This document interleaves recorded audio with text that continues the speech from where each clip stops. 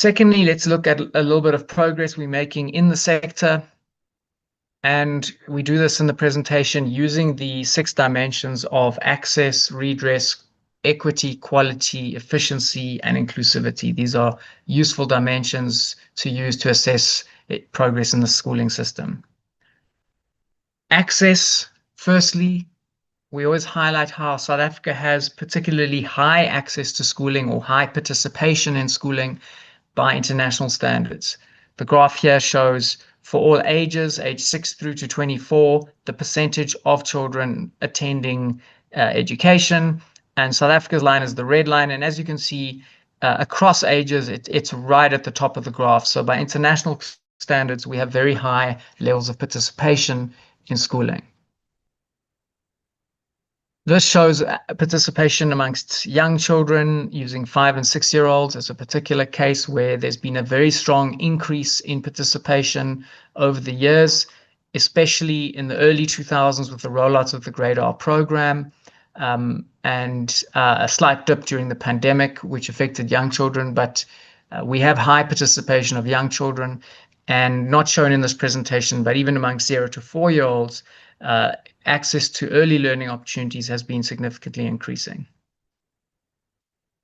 Next, we turn to attainment, which is the completion of specific levels of education. This graph shows grade 7 completion rates, which have gone up from about 85% 20-something years ago to over 97%. Grade 9 completion rates, which are also above 90%, and grade 12 completion rates, which are now above 60%. And all of these measures have been improving. So often the converse of grade 12 completion is what's often spoken about as dropping out of the system without successfully completing the National Senior Certificate or an equivalent qualification. And whilst this is certainly a concern for the department, it is always important to keep in mind that that issue has been substantially increasing over the years. Still on attainment, giving an international comparison, what this graph shows the relationship between completing secondary school and GDP per capita of countries. And the red circle was South Africa about 10 years ago, and we were below where you would expect us to be given our economic development. That has improved now, and we are pretty much in line with other countries of a similar economic development. So our secondary school completion rate is very much comparable to countries like Brazil, China, Turkey, who are at similar levels, and in some cases, higher levels of GDP per capita. Quality has been a challenge. Quality often measured by learning outcomes in specific grades, and the international assessments like TIMSS and PEARLS, as well as on the continent, SACMEC, but even our own local assessments have confirmed we do have a quality challenge. But also here, there have been significant improvements over time. So probably the clearest evidence of improvement has been from the TIMSS assessments, which ever since 2002 have shown significant improvements. The percentage of children reaching a minimum adequate level of numeracy by grade 9 has increased from about 12% in 2002 to about 45% in 2023. And that even improved despite the pandemic happening between 2019 and 2023. So the international assessments have definitely firstly drawn attention to the quality challenges we have, but also highlighted the progress we've made. This was recently picked up on by McKinsey, who have described South Africa, based on our performance in international assessments, as one of the few sustained and outsized improvers in the world. If we look at quality measures using the matric exams or the National Senior Certificate, over the very long run, we see a massive increase in the number of matric passes every year, going back to 1970, where it was about 43,000 a year. It's now up to over 650,000. And this increase far outstrips population growth and has been mainly driven by poorer sections of society and by Black and colored youth. So that's also starts pointing towards equity.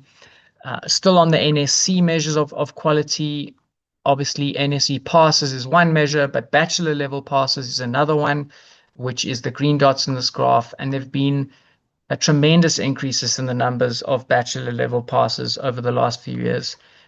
Since about 2018, we've seen roughly a tripling of the number of bachelor level passes in the system. Moving on to measures of efficiency, grade repetition is one sort of measure of inefficiency, and we do know that grade repetition is particularly high in grades 10 and 11.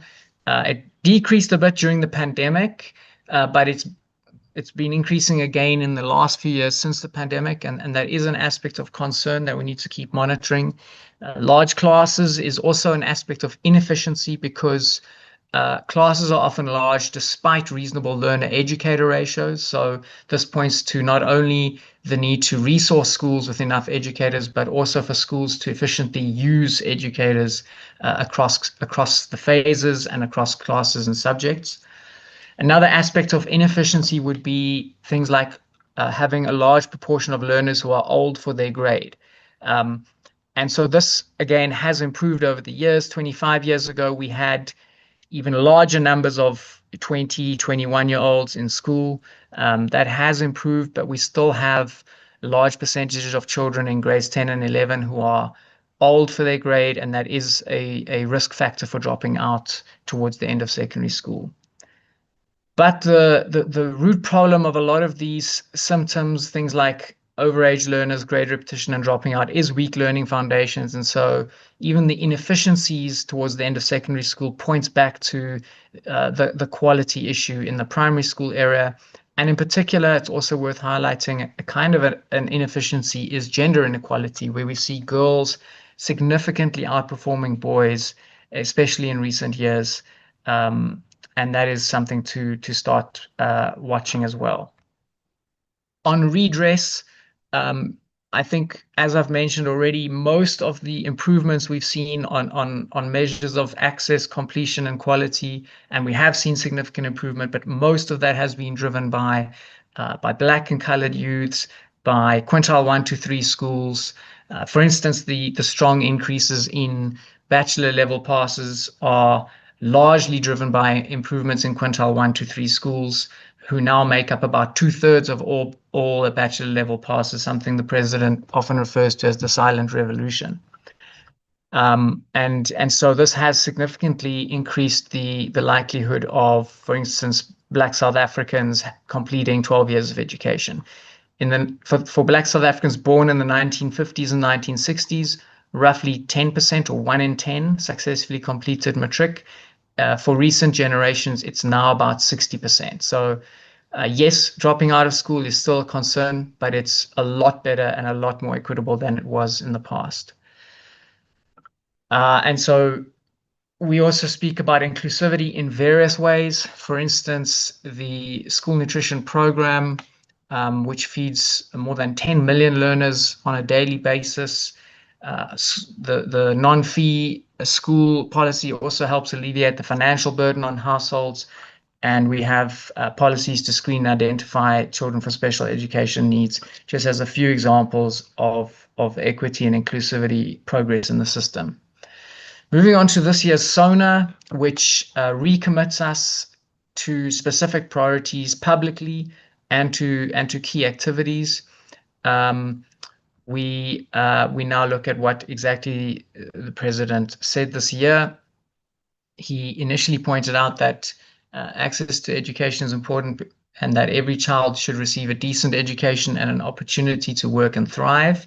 Above all, a strong economy relies on a well-educated, capable, and skilled population. So the link between education here and economic growth and job creation. He spoke a lot about ECD, as he has done in recent years, saying our focus now is on establishing a firm foundation for learning in the early years of a child's life. We are expanding access to early childhood development through the Banapele mass registration of ECD facilities and an increase in subsidies for ECD learners. By making grade R compulsory, we are getting all children off to a good start. He then spoke about literacy, numeracy, and mother tongue-based bilingual education. And he said that we are intensifying efforts to fix the basic education system with a focus on early learning, literacy and numeracy, and mother tongue-based bilingual education. He then reflected on the NSE results from the class of 2025, congratulating them for the 88% pass rate, which is the highest yet in the history of the country. He also spoke this year about learner retention and STEM subjects, saying that as we welcome improvements in the matric pass rate, we must address the high dropout rate in the last few years of schooling. More learners must be able to write matric and to take subjects like maths and science that will enable them to progress further. And so as much as I was saying, these are specific indicators where there've been progress over the years, the president pointing us in the direction of much more progress. He also spoke about skills development, noting that we're undertaking a fundamental overhaul of the skills development system to implement a dual training model, integrating education with practical workplace experience, and spoke about reforming and reducing the number of CETAs to improve governance and strengthen industry participation to better align with skills needs in the economy. And we thought we'd also show this infographic on the right that was released alongside the SONA, which shows the number of job opportunities created through the presidential employment stimulus. And it's worth noting that basic education through the BEEI contributed almost 1.5 million opportunities, which is way more than any of the other sectors. So something that in our sector we are proud of. How did this year's SONA compare to recent SONAs purely in terms of the amount of emphasis given to different topics? We've been tracking this going back to 2021 with these kinds of bubble charts where the size of the bubble is in proportion to the amount of words allocated in the speech. And so, yeah, in the early years, he spoke obviously more about the pandemic, which was the context very much front of mind in 2021, but also spoke about ECD and improving learning outcomes as well as safety. In 2022, the focus began to bring in not only learning recovery, but also the teacher assistance through the Presidential Youth Employment Initiative. This repeats 2022, but in 2023, a continued focus on ECD support and expansion, infrastructure, as well as a focus on vocational training. I think for the first time, he spent more time reflecting on the matric results. Then this repeats 23, but compares to 2024, where again, a lot of focus went onto the matric results, as well as the presidential employment stimulus, and also he needed to address some issues experienced in the NSNP. By 2025, the focus was very much on the Bella Act, but also still things like improving ECD and the quality of reading, as well as introducing the rollout of mother tongue-based bilingual education, and again, a lot of focus on matric results. And then this year, we see, again, a focus on matric results. The biggest focus went to ECD, but still a degree of emphasis on issues of foundational literacy and numeracy, as well as MTBBE. And for the first time, a bit more focus on learner retention, issues of dropout, and issues of access to STEM subjects, as well as skills development also this year. The final section of the presentation just gives really a small sample of how we report against previous SONAs, how in the department we have monthly meetings and we track all the activities and progress in terms of outcomes relative to previous SONA commitments. So I've got a few slides in the graph which just give you a few examples of that. Firstly, using the example of early childhood development, where on the left in this template, we highlight some previous commitments and then highlight the progress that's been made. For instance, the development of the e-care system, which is now up and running. This next slide, also an example using ECD around the commitments to formalize and register more ECD centers. And then we report on the process with the Banapele mass registration drive on the numbers of completed applications.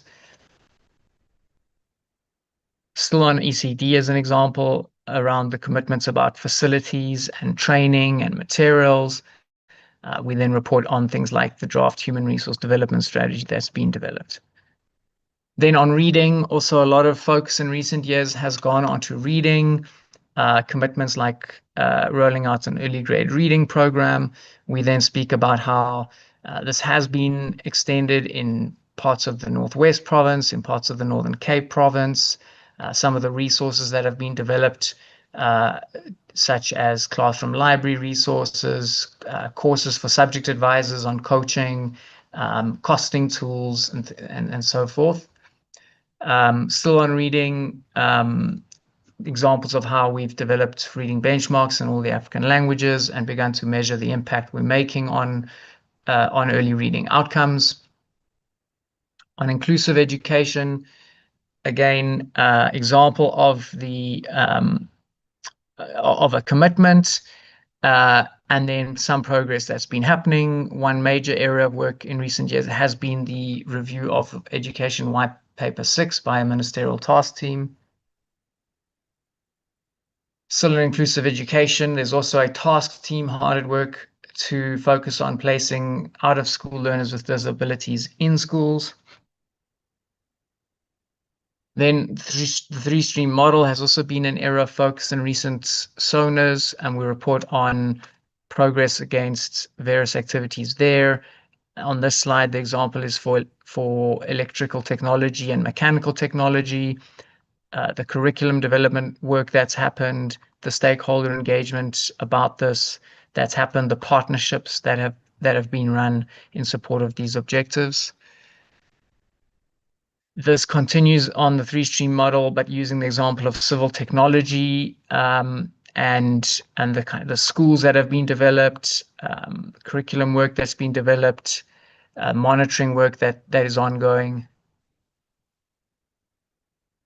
Then on to coding and robotics, which has also been a focus around skills for a changing world in recent SONAs.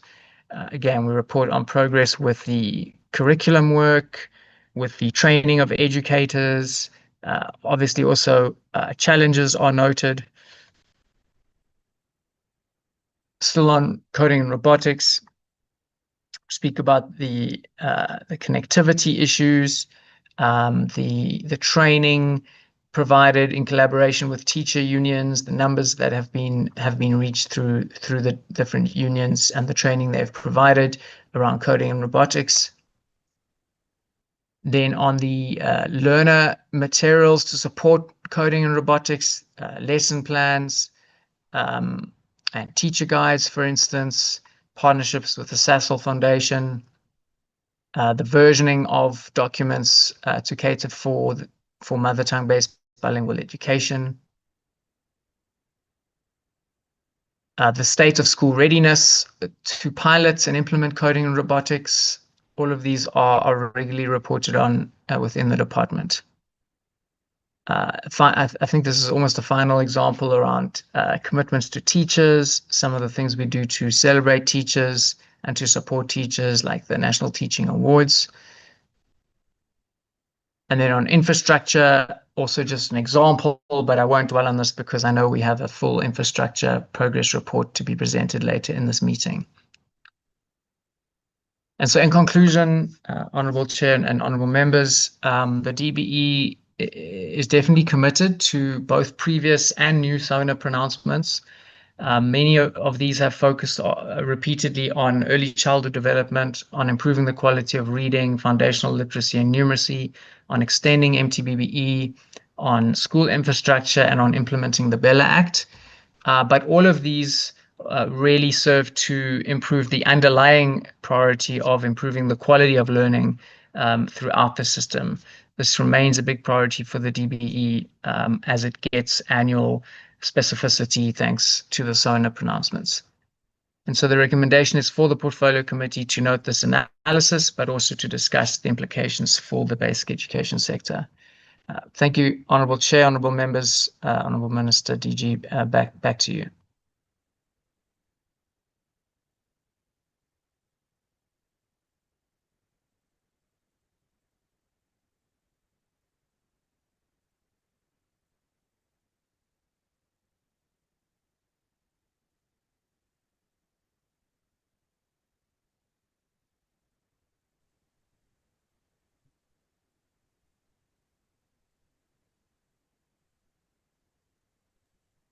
TBE, you can continue with your presentations.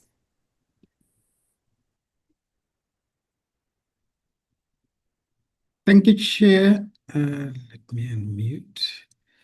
Am I audible? Just checking.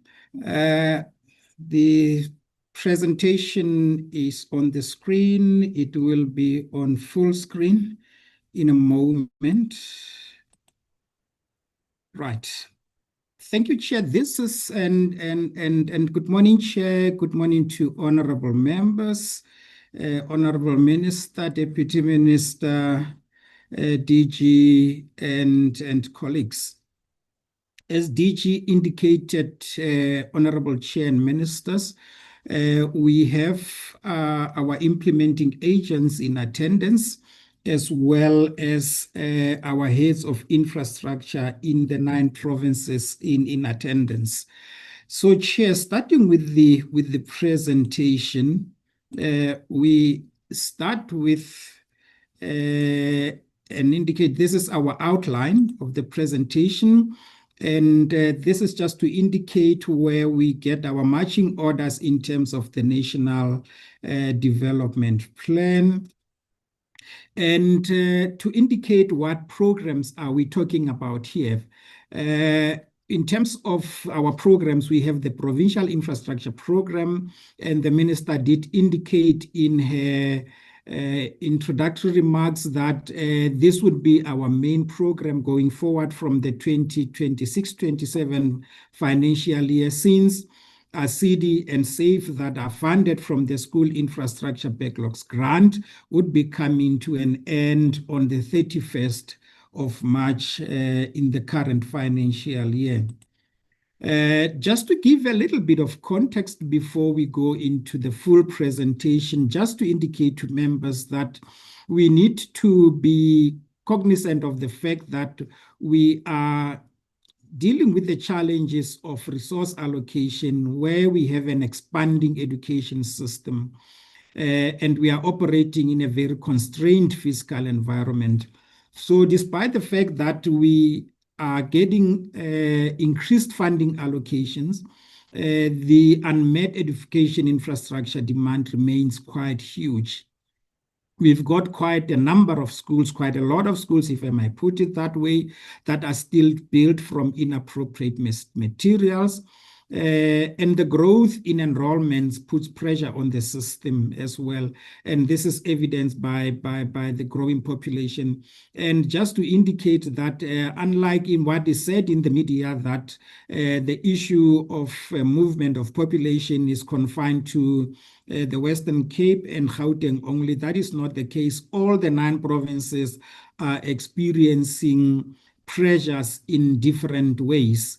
So the issue of overcrowding is one issue that we are dealing with, and also the issue of under maintenance that we have experienced over a period of time, and also issues like vandalism and climate change are some of our challenges. Our data sources, Chair, I will just go to the national, the Education Facilities Management System, what we call the EFMS, was incorporated into the what we call NIMS, and this has become our main source of information in terms of infrastructure data. And also this system is aligned with the Education Management Information System, which is EMIS, which remains the main source of information for data in terms of the number of schools in the country. Different provinces as well has other systems or other ways where they add information into this system. Now, the status in terms of provision of school infrastructure, Chair, as the Minister has indicated, on the SAFE, we have 44 projects that we are completing out of the 3,372 projects that we have on the SAFE program. We have completed 3,320, as I indicated. We have now 44 projects that we are completing, and we are targeting that these projects should be completed by the end of the financial year. So in terms of the program that started in 2018, these are the last projects that we are doing. And from there, we will be doing an audit. Some of the provinces have started with an audit of if ever there are any additional pit latrines that are remaining, then we will consolidate that information and indicate how we are going to deal with those. In terms of water, this is just to indicate, Chair and members, that there are different ways that water is supplied, through boreholes, through municipal supply, through rainwater harvesting. And as far as the information that we have, all our schools have got some form of water infrastructure. The same thing with electricity. We have schools that are supplied with grid connection, solar and generators. And there are schools and different provinces are beginning to add solar systems into our schools. And we are indicating here that in most instances, we will have a school that has more than one type of electricity source. Fencing, these are the different types of fencing that we have in our schools. And libraries and laboratories, this is one area where we need to improve. Only 32% of our schools do have some form of a laboratory rather, and 57% of our schools have got some libraries, and 49% of our schools have computers. And we need to add, Chair and members, that this data does not include schools where you have where multi-purpose classrooms are used as computer labs, libraries, or laboratories. And also in terms of your libraries, this data does not include your cluster libraries, your classroom libraries, your centralized school libraries, community libraries, and mobile libraries. And we are collating information with our colleagues. And as soon as we have this information, we will put it separately, just to indicate that it does not indicate that all learners do not have access to some form of library services or laboratories. Sports facilities, these are also the different types of sports facilities that have been provided to date. Classrooms, I'm going to spend a minute or two just to indicate on this slide. This is the number on this column that I'm showing. This is the number of classrooms that we have available in the country. And on this column, we are indicating the number of learners. And if you juxtapose the two, it indicates that we actually do not have we shouldn't be having an overcrowding problem, because it indicates that we have a 33.6 number in terms of average learners per classrooms. However, Chair and members, the challenge that we have is that these classrooms are not where the learners and parents are. Because when parents move for better economic opportunities, from the rural Limpopo into Polokwane and down to Gauteng and down to Western Cape, they move with their children and they leave those classrooms behind in those areas.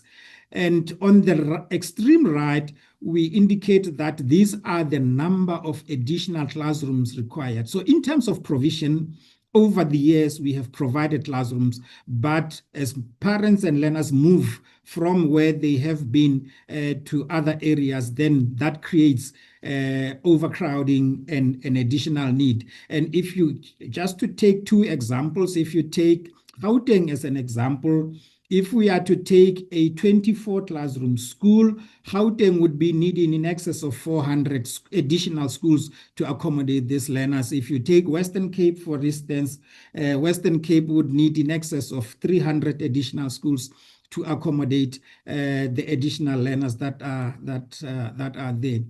We still have some schools with inappropriate buildings. We still have about 3,000 schools with inappropriate buildings, and we have made a submission to National Treasury in terms of the BFI to deal with some of this. Now, in terms of the magnitude of the challenges in financial terms, a few years ago, about 3 financial years ago, we developed what we call the Capital Investment Planner, using the information that we have available in terms of the backlogs and how much would be required to address the backlog.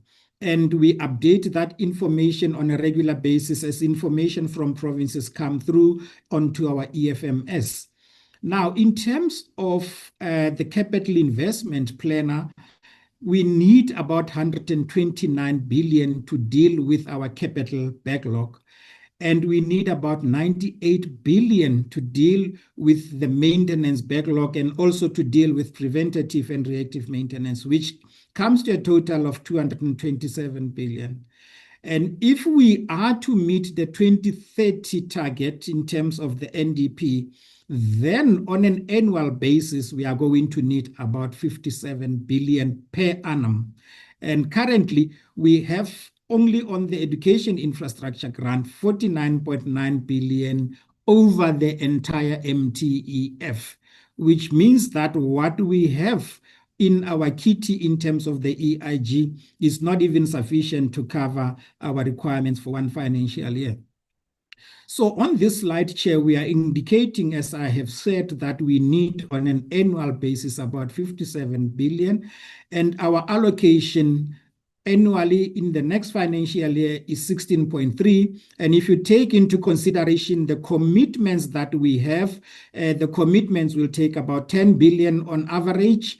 Then it means that we will only have about 6 billion nationally to deal with the backlogs that we have, meaning that we have quite a substantial surplus or a shortfall in terms of the funding that we require in order to deal with the backlogs.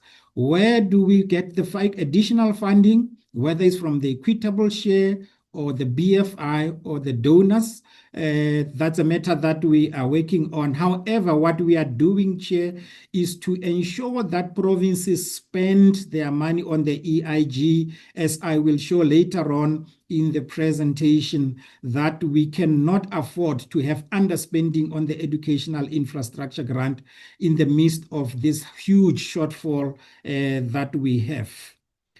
Now, in terms of condition rating of schools, which is the next item that we are dealing with, Chair, we are saying that condition assessment is the process of collecting and recording information on the number, location, condition, and functional adequacy of our facilities. We need to highlight, Chair, that condition assessment is an ongoing process. Condition assessment is not an event, it's a process.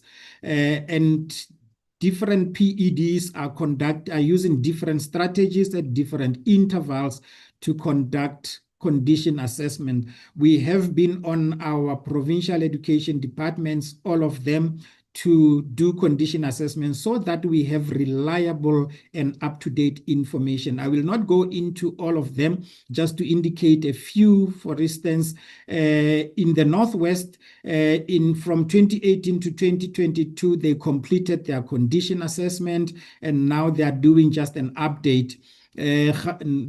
Limpopo started with their condition assessment. When we drafted this report, they had completed 677 projects.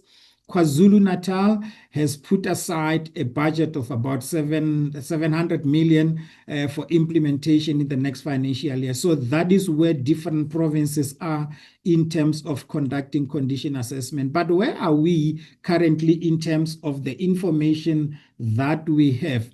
This is the condition rating that we use, where 5 indicates very good and 1 indicates that the asset is in a very poor condition, Chair. And this is where we are, and this is very recent information. 13% of our schools are in either very poor or poor condition. About 2% of our schools, about 506 of our schools, are in what we refer to as a very poor condition. About 2,544, which is 11% of our schools, are in what we refer to as poor.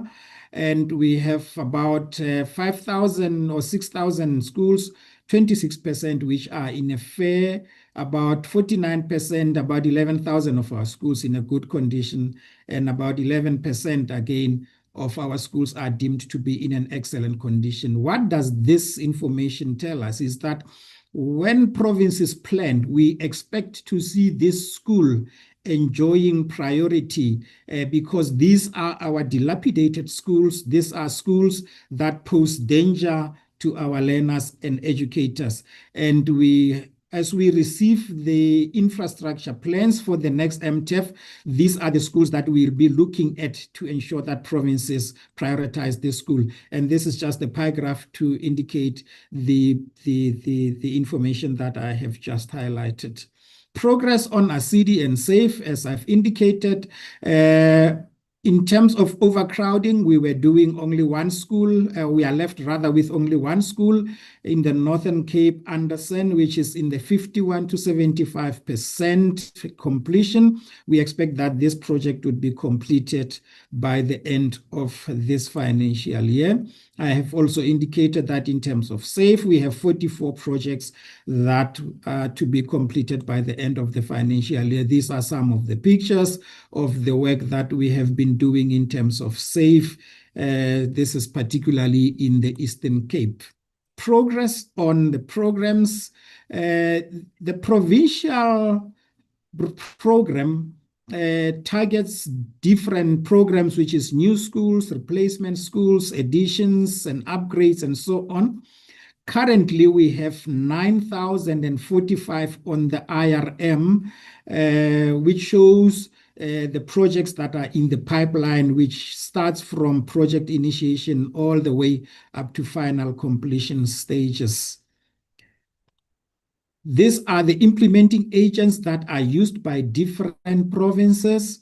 We have Eastern Cape, which got the largest number of projects as well as the largest number of implementing agents, followed by KZN, which has got about 6 implementing agents and so on. This is just to indicate that this is the guideline that we have developed in the DBE in terms of the minimum requirements for implementing agents. Chair, this is just to indicate from 2013, our data goes all the way back, but we just wanted to show in the 10-year period or so, what is it that we have done in terms of new and replacement schools, water supply, sanitation facilities, electricity, classrooms, and so on. This is the total on your right, extreme right-hand side, to show what is it that has been provided. Yes, we do have backlogs that we acknowledged, but there is a whole lot of work that is currently going on and that has been going on over the years in order to provide infrastructure to our schools across the country. These are some of the projects. In the current financial year, we have just updated the information up to the end of the third quarter in terms of our performance indicators. In the current financial year, the number of public ordinary schools that we provided with water, electricity, sanitation, additional classrooms, and so on. And the last one, 612, it's high security fencing. So this slide provides you with the progress that we have made in this current financial year, and these are some of the projects. And this is just to indicate in terms of the nature of investment, the allocations that have been made by provinces. A large chunk of our money is still on new and replaced infrastructure. Chair, we would like this to flip over such that a large chunk of our investment should be on maintenance and rehabilitation and renovations, but we still have this current challenge where the large chunk of our investment is on new and replacement, followed by upgrading and additions, followed by maintenance and rehabilitation, refurbishments and renovations. Our expenditure, I did mention this, our expenditure in terms of the education infrastructure grant, this is information as at last week, the last week of, or the second but last week of February. We are at 87% in terms of the expenditure on the education infrastructure grant on our 15.2 15.7 billion budget. Most provinces, if not all, are doing quite well. We've got a few provinces that are still hovering in the 70s. Actually, it's one province that is in the 70s. The rest of the provinces are in the 80s and 90s. Eastern Cape, yesterday, we got information that they have actually exhausted their budget, the same with Free State, and all provinces are on track to spend their education infrastructure grant by the end of the financial year. And these are some of the projects. This is the allocation for the next financial year. The allocation for 2026-27 is 16.2, going to 16.5 and 17.1 in the outer year of the financial year. And there's an indication of how much allocation will go to each province. And this is the capacity that we have in provinces in terms of the built environment specialists. This is just to indicate where we are in terms of this specialist, your architects, your civil and structural engineers, your GSI technician. We are not doing well in terms of electrical engineers, your quantity surveyors. We are also not doing well in terms of mechanical engineers. As you are aware, we are competing with our sister departments as well as the private sector in terms of recruiting these specialists. Just another picture of the projects. Maintenance is one area where we are working very hard to increase the investment as well as the work that we are doing. We amended the education infrastructure grant a few financial years back to indicate that no less than 60% of the EIG should be allocated to address preventative and corrective maintenance. How do we do maintenance? But first of all is that provinces would submit infrastructure asset management plan, and in those infrastructure asset management plans, which for the next financial year have been submitted, would indicate what maintenance projects are planned for that particular financial year and MTEF. We also did training on the rollout of maintenance. This is how maintenance is categorized. And we also, on the basis of the information that we received from provinces, drafted a sector maintenance plan that indicates the schools that are planned in the financial year to be maintained.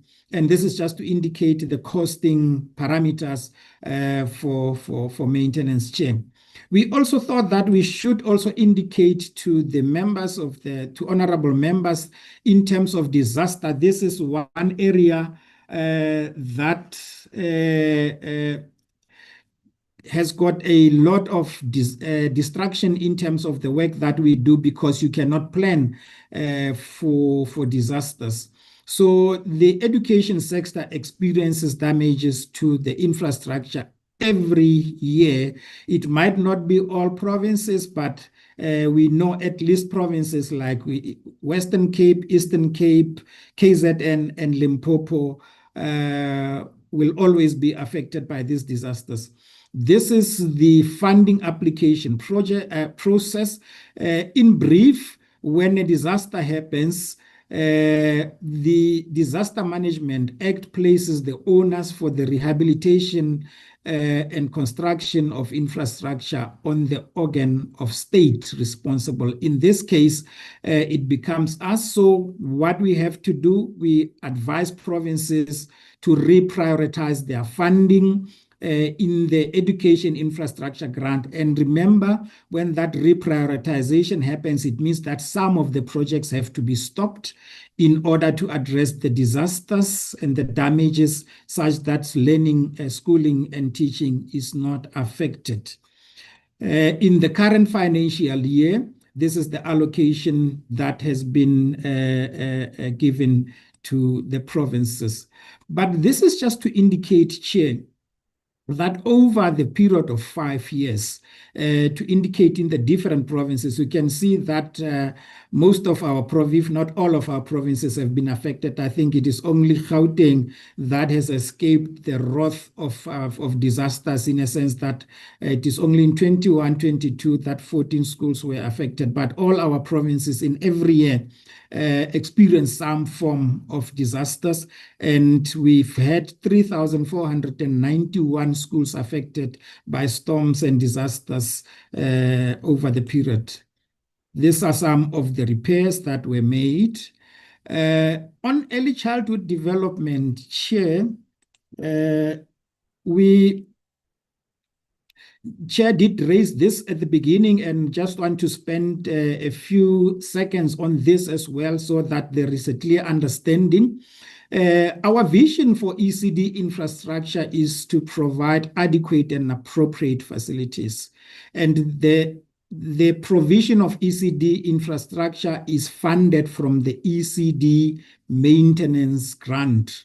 Now, in terms of the ECD maintenance grant, and the framework stipulates that the ECD maintenance grant supports conditionally registered centers with health and safety packs to meet minimum health and safety requirements for compliance with registration.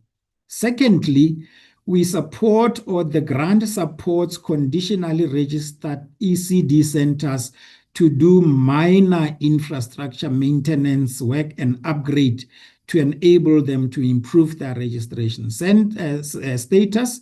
And finally, we construct new centers where existing structures must be replaced to address new demand or in areas where the need is greatest. So these are the key areas that are funded through the ECD maintenance grant. Our vision, as I've indicated, first of all, in the short term, we are looking at upgrading the existing centers. So we are prioritizing the maintenance of community-based centers in terms of the safety requirements and making sure that they are eligible for a subsidy. That's in the short term. We are also looking at utilizing public schools, repurposing and refurbishing existing schools to accommodate these learners in the medium term, but also to collaborate with government and non-government stakeholders to provide these centers, especially with regards to our local government sector. We are working quite a lot in order to bring them into the fold. But we are also looking at, in the long term, to use underutilized government facilities to identify, repurpose them, and convert them into early learning centers. And in the long term, also to look at the building of new early learning centers. This is just a graph to show how are we planning towards this ideal situation that we are talking about. These are some of the pictures. And this is just to show the progress that we have made over the years since the function was transferred to the Department of Basic Education. In the first year, we did not do very well. 3 centers were built, 150 conditionally registered and 15 unregistered. This is where maintenance was provided.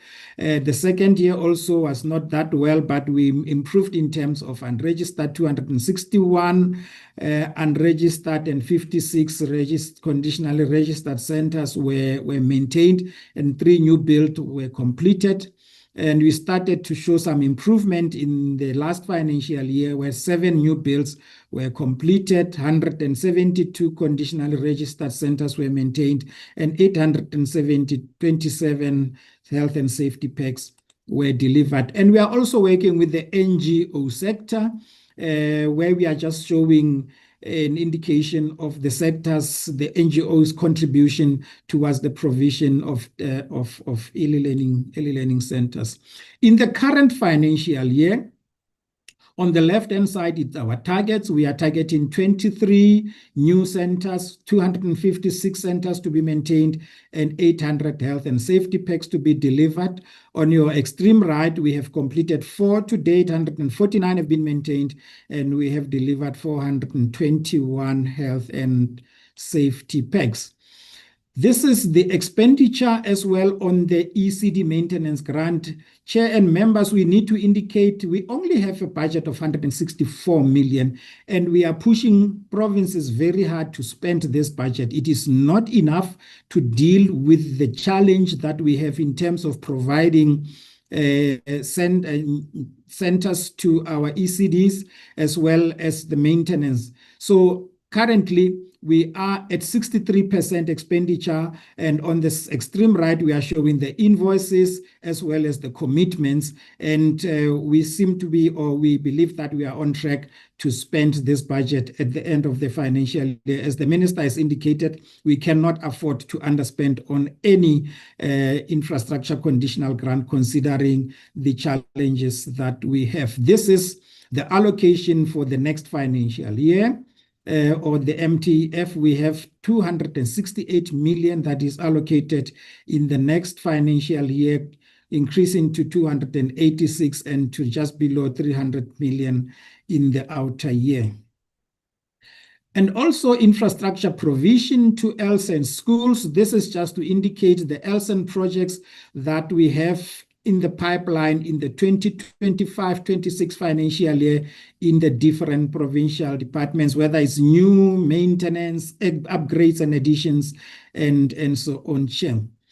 We are getting to the end. So here we are talking about the infrastructure 10-point strategy. Chair, we have presented this on several occasions to the portfolio committee. This 10-point strategy aims to fast-track planning, delivery, and monitoring in the sector.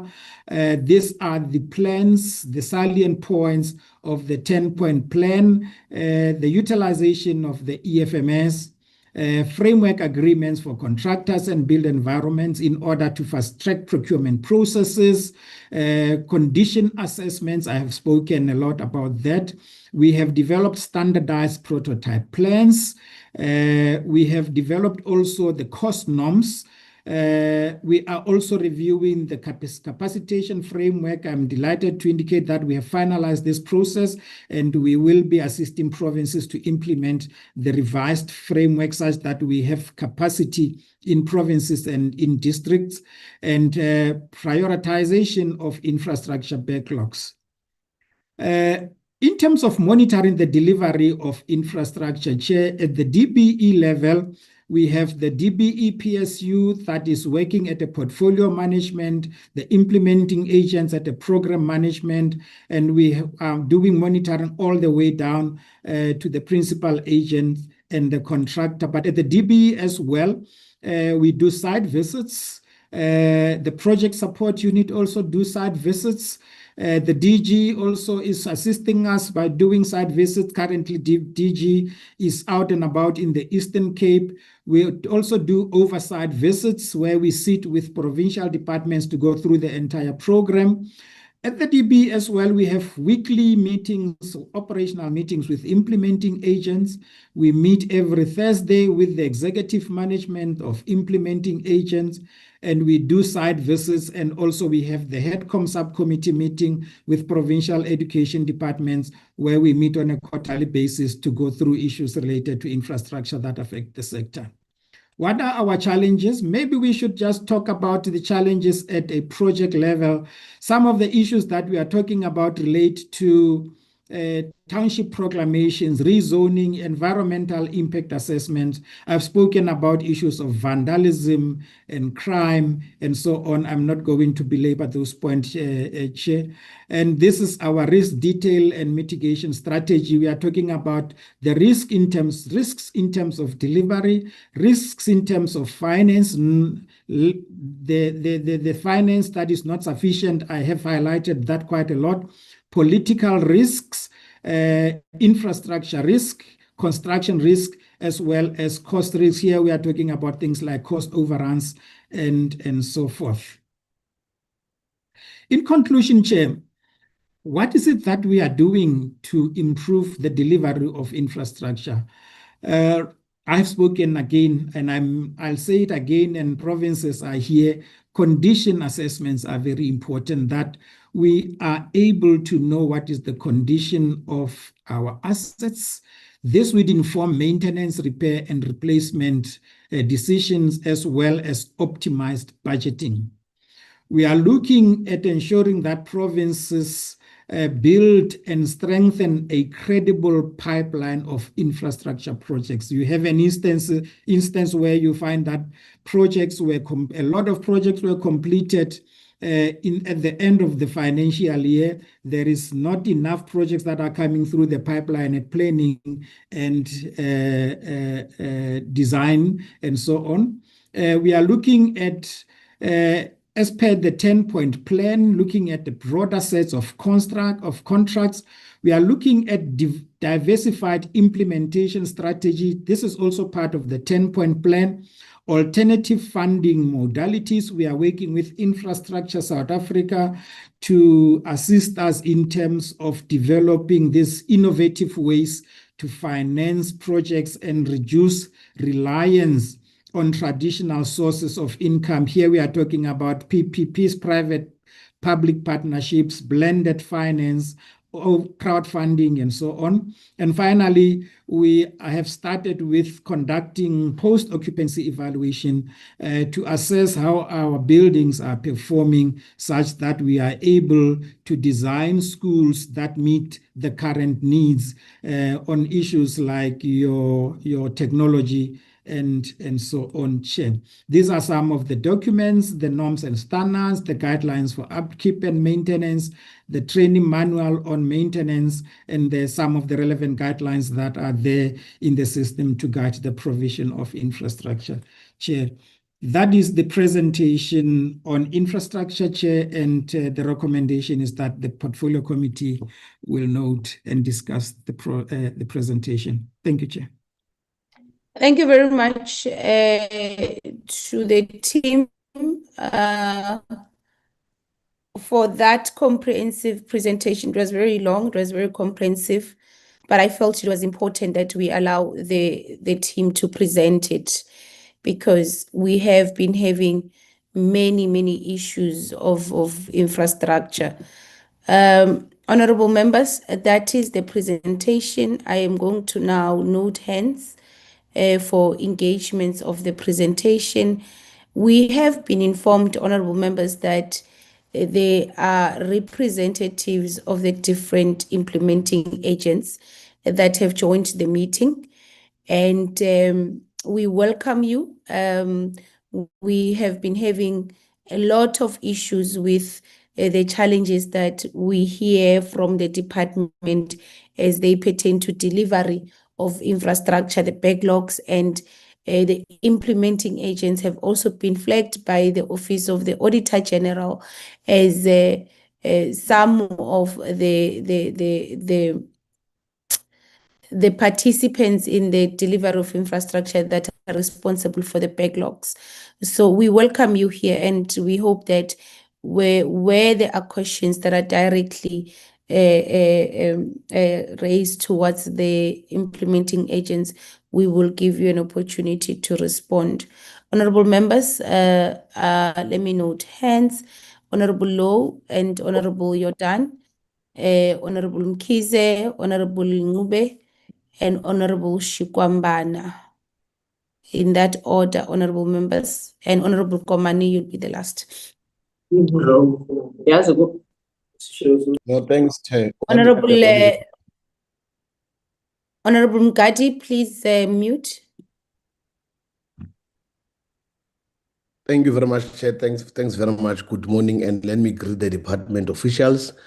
Let me also greet the Minister, the DM, and the DG. Last week, we would have wished that they were part of our meeting, but their apologies were quite strange, and we are quite concerned as the committee. It must be noted that we are not happy on how we are treated. And I'm going to start with a notion that says that, Chair, I think what informs all of this, it is because I would have, in the matter of that I raised in the last committee, Chair, I feel that maybe the reason that the apologies are being done in a last minute or being said in a last minute is mainly because one, we are being undermined as a committee, because every time when we seek to play our oversight role, we are being lectured, we are being taken into a lecture room as if we don't understand our work. And we do clearly know our work, and we do clearly align properly with the law, what the law requires us to do. And I'm raising all of this because I would have asked partially last week on the easiest question that says that were there interference in an office of the minister with regard to a particular post. And what I received was a clear lecture of the law, misconstruction of the law that was misaligned as per the minister. The official position on delegations was partially answered. We deny narrowly the reframes, and there's a blame of administrative shift. I don't think this thing must be left. I'm raising this because I want to raise a motion, Chair, that we have a special in-house committee that deal with this matter, because if we're not going to deal with the matter, because I've identified gaps, and because of I'm the child of God, the letter came clearly to show that there was interference, and I'm still saying it because we are going to have to engage as a committee, and I've identified 4 gaps in the interference of the letter, Chair. And in identifying the gaps of interference, it means, Chair, there's no transparency, accountability as required by Section 195 of the Constitution of the country that says that we need to be accountable, transparent, and governed by fairness.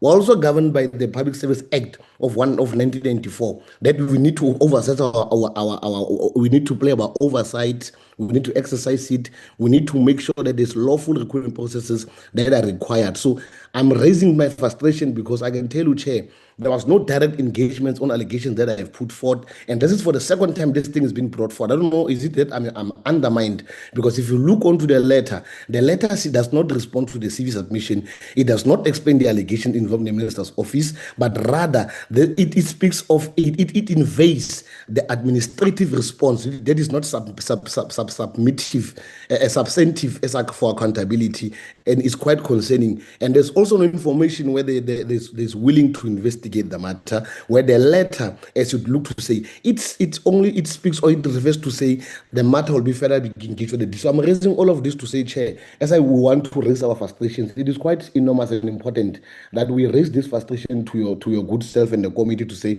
will not be undermined in this particular way, and not be undermined by virtue of saying that people are doing as they wish in the departments and think that we are not going to play our role or our accountability. We'll play our accountability. No one will ever explain and try to educate us as to what would happen. So I thought that I should put this matter to you, and I should propose to this committee that we have an in-house committee on the special matter, and we discuss this matter, because I still want to expedite on the issues of the legality, and I still want the matter to be investigated and put forward in the better authority so that we're able to address this matter. And we're not made kids of this committee where we must come and be told and be educated. So I'll go straight to my questions of infrastructure, Chair. Thank you very much.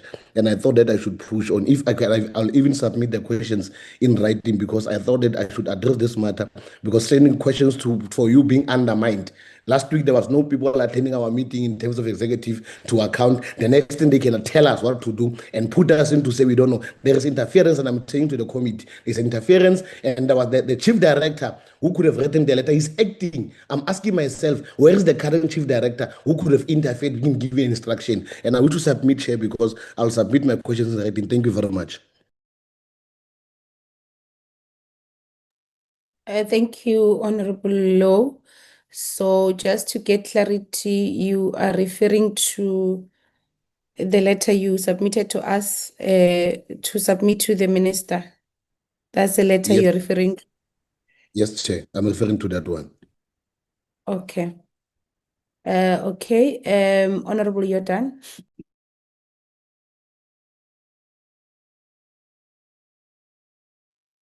Thank you very much, Honorable Chairperson. Just a second as I access my questions. Thank you very much to the Honorable Minister and the department for the presentations that they have made.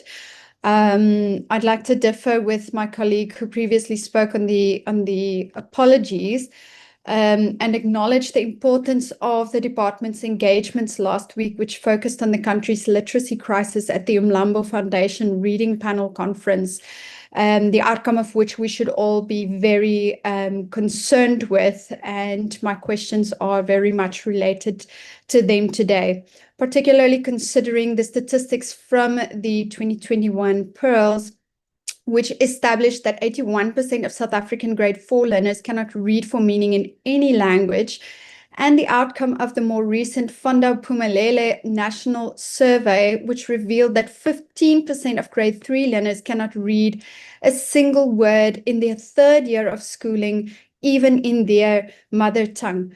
Honorable Chairperson, my first question then, has the department considered early grade standardized testing so as to inform interventions and a national reading plan with binding targets and reporting systems? Secondly, considering the outcome of these literacy studies that have recently been reported on, does the department agree that there's a need to review whether enough time is spent on literacy activities? Does the department intend to participate in the upcoming cycle of the Progress in International Reading Literacy Study, or PEARLS? And if not, what informed this decision? And what alternative mechanisms in that case would then be introduced to ensure independent and rigorous assessment of grade 4 reading literacy? How would these provide a local benchmark of South Africa's literacy levels and internationally comparable assessments of benchmarking in order to feed into the department's policy choices and resource allocations to ensure an improvement in foundational literacy and addressing inequality in reading outcomes? And in the event of participation, will the assessment be administered in all South African official languages? And if not, what criteria will determine the selected languages, and what format will the assessment be undertaken? Will it be paper-based or digital? And then if digital, what impact does the department foresee this having on the results of the assessment? And what measures will it implement to ensure that learners in under-resourced schools are not excluded, as those should actually be our target for reading interventions?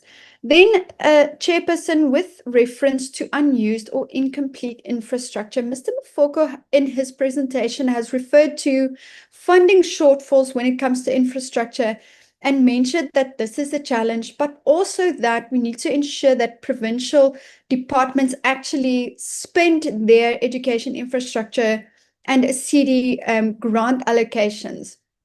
My question then, how much of the EIG and CD allocations was spent versus returned to National Treasury in the most recent financial year by the different provinces? How many provinces underspent and by how much? And are provincial departments tracking and reporting on compliance with basic safety norms and standards for school infrastructure? And what consequence management measures are in place for failure to comply with minimum safety norms? There was also a concern that money is spent on new infrastructure rather than existing maintenance. And my question is, what efforts have the department and provincial departments undergone to change the culture of this kind of decision-making when one considers that maintenance happens at a schooling level? And we've seen on several of our oversight visits as well that we'd arrive to a school that may be existing from the 50s or the 70s or even the 80s. And oftentimes we want to demand that a new school immediately built on site as we are visiting them, but we're not necessarily considering that ongoing maintenance might have actually prolonged the lifespan of these schools. Then, Chair, recent news reports such as oversight visits conducted by Portfolio Committee in Limpopo and of the Ratanang Primary School in Gauteng have revealed that newly built schools or buildings are either unoccupied due to delays in signature of compliance documents, in other words, then red tape, from local municipalities' regulatory bodies like building compliance, or that uncompleted classrooms have minimal work outstanding like wiring or small compliance matters. But then these buildings are unused and unopened for use by schools and by the publics.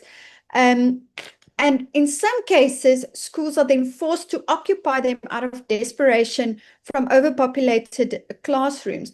Does the department track and could it respond perhaps on how many built or near completed viable school facilities across the country remain unused due to outstanding compliance or regulatory issues? And when will the Rattanang Primary School in Hammanskraal be open for public use? Then I'm also pleased to see that the part of the ECD maintenance grant plans are approaching provincial, local governments and the Departments of Public Works to repurpose buildings of the government and of non-viable schools in the efforts to expand ECD access. I believe this, though it's mentioned that this is a long-term plan, I believe this is going to go a long way in providing access to early childhood education. Chair, my last question is on nutrition and the SONA analysis of the department, the presentation that was given, and in fact, the President's delivery of the State of the Nation address was rather thin on any kind of mention of the protection and expansion of nutrition. And I think it's very important that we're also clear on this, especially as it affects the literacy and malnutrition crisis. And we know that the National School Nutrition Program focuses mainly on grade R to grade 12, but I'm wondering, how is nutrition support regulated and delivered at a practical level to ECDs, particularly also because ECDs are usually privately owned? Is there a requirement in the per child allocation that a certain amount must be spent on nutrition, or how is the department monitoring that these centers that we are registering are in fact providing quality, nutritious meals to learners that are attending them every single day? Thank you very much, Chair. Thank you, Honorable Jordan. Honorable Mkhize. Greetings, thank you very much, Chair, and I want to greet the Minister, the departmental officials. Minister, some of us are engaged in the politics of transformation, so when we see positive developing trends, we acknowledge them. So it's for that reason, I'll say I acknowledge your effort to involve the theory of change in this presentation, as we have previously asked or lobbied for it, so that we are clear for including the quantification of school infrastructure backlog. We appreciate that we have now moved to that level where we paint by numbers when we speak about infrastructure backlog. We appreciate the acknowledgement of data challenges, particularly if we want to plan the department project. I've seen that in the presentation you have highlighted as a main challenge in terms of planning. And we also appreciate that you've included a technical capacity for staff, because if you respond to these challenges, you need technical capacity. So our engagement will be limited to these 4 points, Minister, just to show that we do see the positive when it occurs. However, Minister, under your theory of change, I think it could have focused more on a clearly defined DPE problem statement as opposed to government objectives. Because if you do that, it starts to sound like a more of a technical approach of government. It doesn't speak precisely to the clearly defined problem statement of the department. It is called a theory of change because something must change. So you therefore have to clearly define the problem. Where are the weaknesses that you want to change? Then you come up with the theory of change. I think I have to make a critical input on that one to say perhaps it could be refined, not to focus on developmental strategies or government strategies, but focus more on identified challenges or problems that we need to change, such as dilapidated school infrastructure and other weaknesses. I'm just making that technical input on that one. And if I could give an example, Minister, if you look under strategic pillar 2, you do see a school infrastructure there, very small, but you see it as means to reduce the burden, financial burden to, if I could read, to households. You don't see infrastructure repair and building as a pedagogical factor. There could be a strategic outcome aligned to pedagogical needs of the department, as opposed to seeing building school infrastructure as response to reducing financial burden. So that's a point I want to make, to say it is part of pedagogical factors, school infrastructure. And that's why I'm giving you a lot of talks around it, because I know without schools, there shall be no what we call Bella Act implemented, for example. Even the Department of Communication and Digital Technologies will not be able to digitize schools and all that, because infrastructure is not there. So pedagogically, it is harming the society. I just wanted to make that input. And I also want to ask the few following questions, Minister. The first one, in light of painting by numbers on school infrastructure backlog, I would like to know what method you used to come up with around about 3,500 new schools that must be built. I've been giving headache in terms of saying you don't know how many new schools should be built, and now you have put a number, and that's why I'm appreciating. But I want to ask, how did you get to 3.5? Is it, are we certain that you have not left any community outside? Are you really, really substantive and comprehensive in that number? How did you get to, for example, 43,667 new classes that are needed? How did you calculate them? It is very important, Minister, that we do not leave any community outside. How did you get to 4,000 targets under sanitation? I'm asking because previously the department will target in terms of financial capabilities available. It will not look at the need on the ground. So I want to know which angle you use this time. Is it need on the ground based on needs assessment, or it's based on what you think you can do in terms of financial limitations? And I've been actually lobbying for you to do needs assessment. So are these numbers based on needs assessment or financial capabilities? Do you have a real-time data, right, at this stage, because previously you didn't have it, for you to say definitely it is 43,000 new classes that we need? And the 120 billion infrastructure backlog that you spoke about, Minister, I appreciate, because you are painting by numbers now. But I want to know, how did you get to 120 billion? Is it responding to the 43,000 new classes needed, responding to the 3,500 new schools needed? Is it responding to toilets, libraries, labs, new classes, fencing, water supply? Or is it comprehensive of those things? Or it's just 120 billion of one of those items? I need clarity on that one. I'm also concerned, Minister, about the use of old data sources. It shows it ranges between 1996 to 2007, and now is year 2026. So if you are relying on these data sources, how realistic you are? If you could give me an update on that one. I also want to ask, have you verified the 2% poor schools and the 11% very poor schools? Have you verified that data, and how did you go about establishing that percentage? Are you saying you have been in each and every corner in South Africa and these numbers are based on that, acknowledging the fact that you have issues with data, with data reliability, as you've indicated in your own presentation?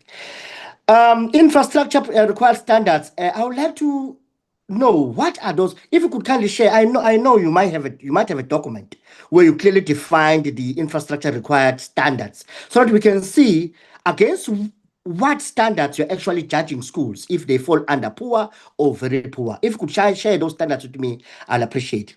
How is the department going to increase or strengthen oversight for work done by the PIDs? Now, you said, Minister, most of infrastructure work under certain grant is done by the PIDs. I would like to know, how are you going to monitor that? I've seen some suggestion around people traveling around doing oversight, but I think at an online system will actually assist you better to be able to know what school is moving, what infrastructure is moving, and what infrastructure is not moving, as opposed to waiting for Ubaba UDG to go and say, no, all is well there. We need some form of electronics monitoring system, online electronic monitoring system, for us to be able to see where a movement is happening and where movement is not happening. We trust machines more than human beings in things like this, because human beings sometimes are influenced. Please share an oversight plan on this one, Minister. We'd like to have an oversight plan that you are going to follow when you track. Is there a clear plan and strategy implemented to respond to population growth? We know which population grows, and that's why the presentation has highlighted that. But what strategy do you have to monitor that and proactively plan in line with it. Because if you have seen that over 5 years, in the past 5 years, population has been growing by 0.2%, for example, that statistic should be able to help you to proactively plan, as opposed to using that as an excuse for poor development. The last questions, Chair. What could be a reason for strategic pillar 2 not to include employment of more teachers as part of strategic or main priorities? Because the lesser the teachers, the more will not be able to implement the Bella Act, for example. But the plan is saying nothing in the presentation about employment of more teachers, knowing the gap of teachers in the community. On fencing, the numbers are not tallying back to the denominator. Unless certain schools are fenced twice, there's a brick in one school and there's a wire at the same time. Because if you tally these different categories of fencing, they must tally back to the denominator. But when I did that, they were exceeding the denominator, suggesting to me that either the denominator is smaller than the work done on the ground, or perhaps there are schools which are fenced 3 times, 4 times each school. So if you could please assist me there, the numbers must tally back to the denominator if you speak about fencing. How do you proactively respond to the cumulative nature of school dilapidation? Schools are not stopping, Minister, they're dilapidating as I speak. So once you have a number in your baseline to say dilapidation is this size at this moment, be aware that in the next 6 months, it will have increased. So how do you then tactically, strategically, and proactively plan for that cumulative nature of school dilapidation? I saw a perfect toilet that you have shown there in your presentation. I want to acknowledge that if our rural communities could have those toilets, I had to say you build them in the Western Cape. Please take them to all other communities like Free State, KZN, Mpumalanga, and Northwest, because we need that level of decency for all our Black children. Thank you, Chair. Thank you, Honorable Mkadi. Thank you, Chairperson, and greeting all honorable members of the Portfolio Committee, and greeting all protocol observed. Chairperson, the document states that access to schooling for compulsory school-going age 7 to 15 years old has been above 98% since approximately 2009. What are the primary factors contributing to the remaining gap in achieving adversary access? And what targeted intervention are planned to reach this final 2% of learners? The SONA 2026 highlights the matric class of 2025 achieving an 88% pass rate, described as the highest in history.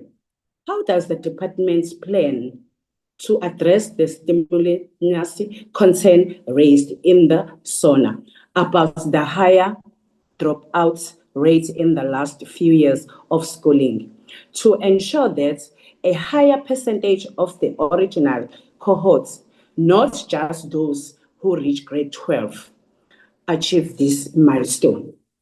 The slide 12 shows that enrollment of 5 years old in educational institutions has surged from fewer than 40% in 2022 to nearly 90% in recent years.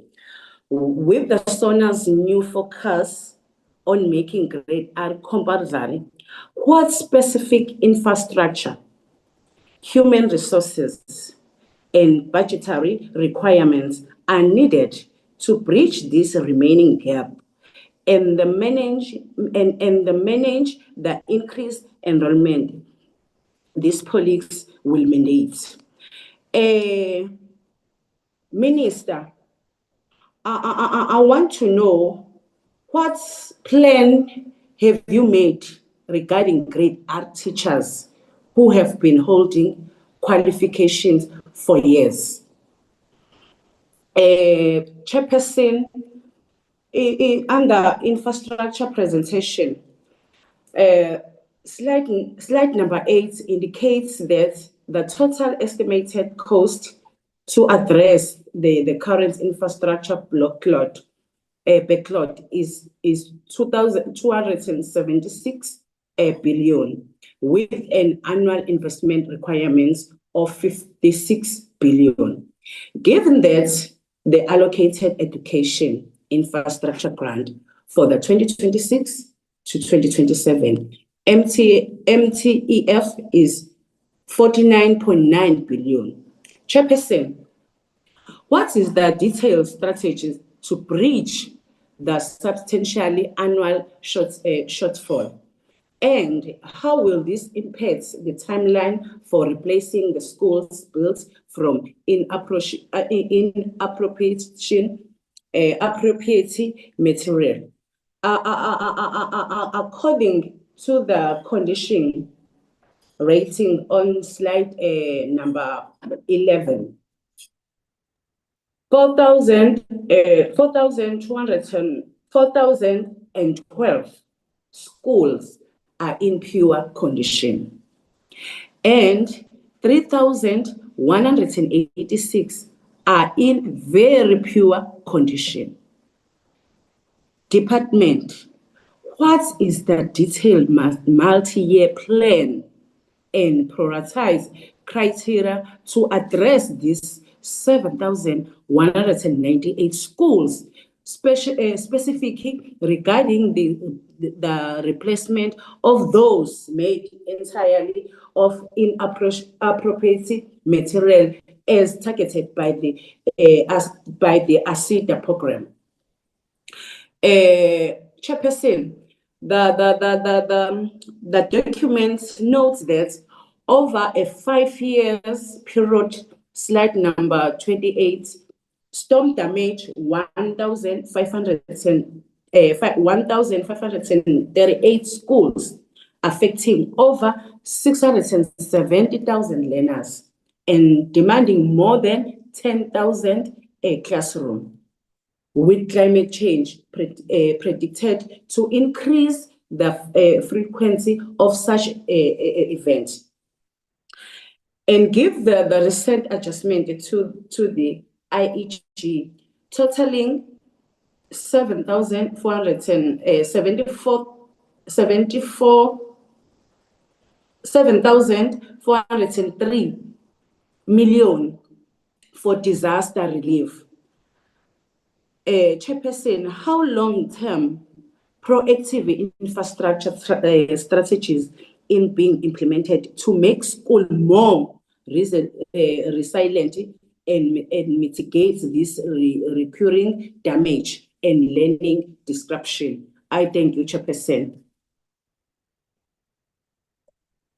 Thank you, Honorable Mgadi. Honorable Shkwambana.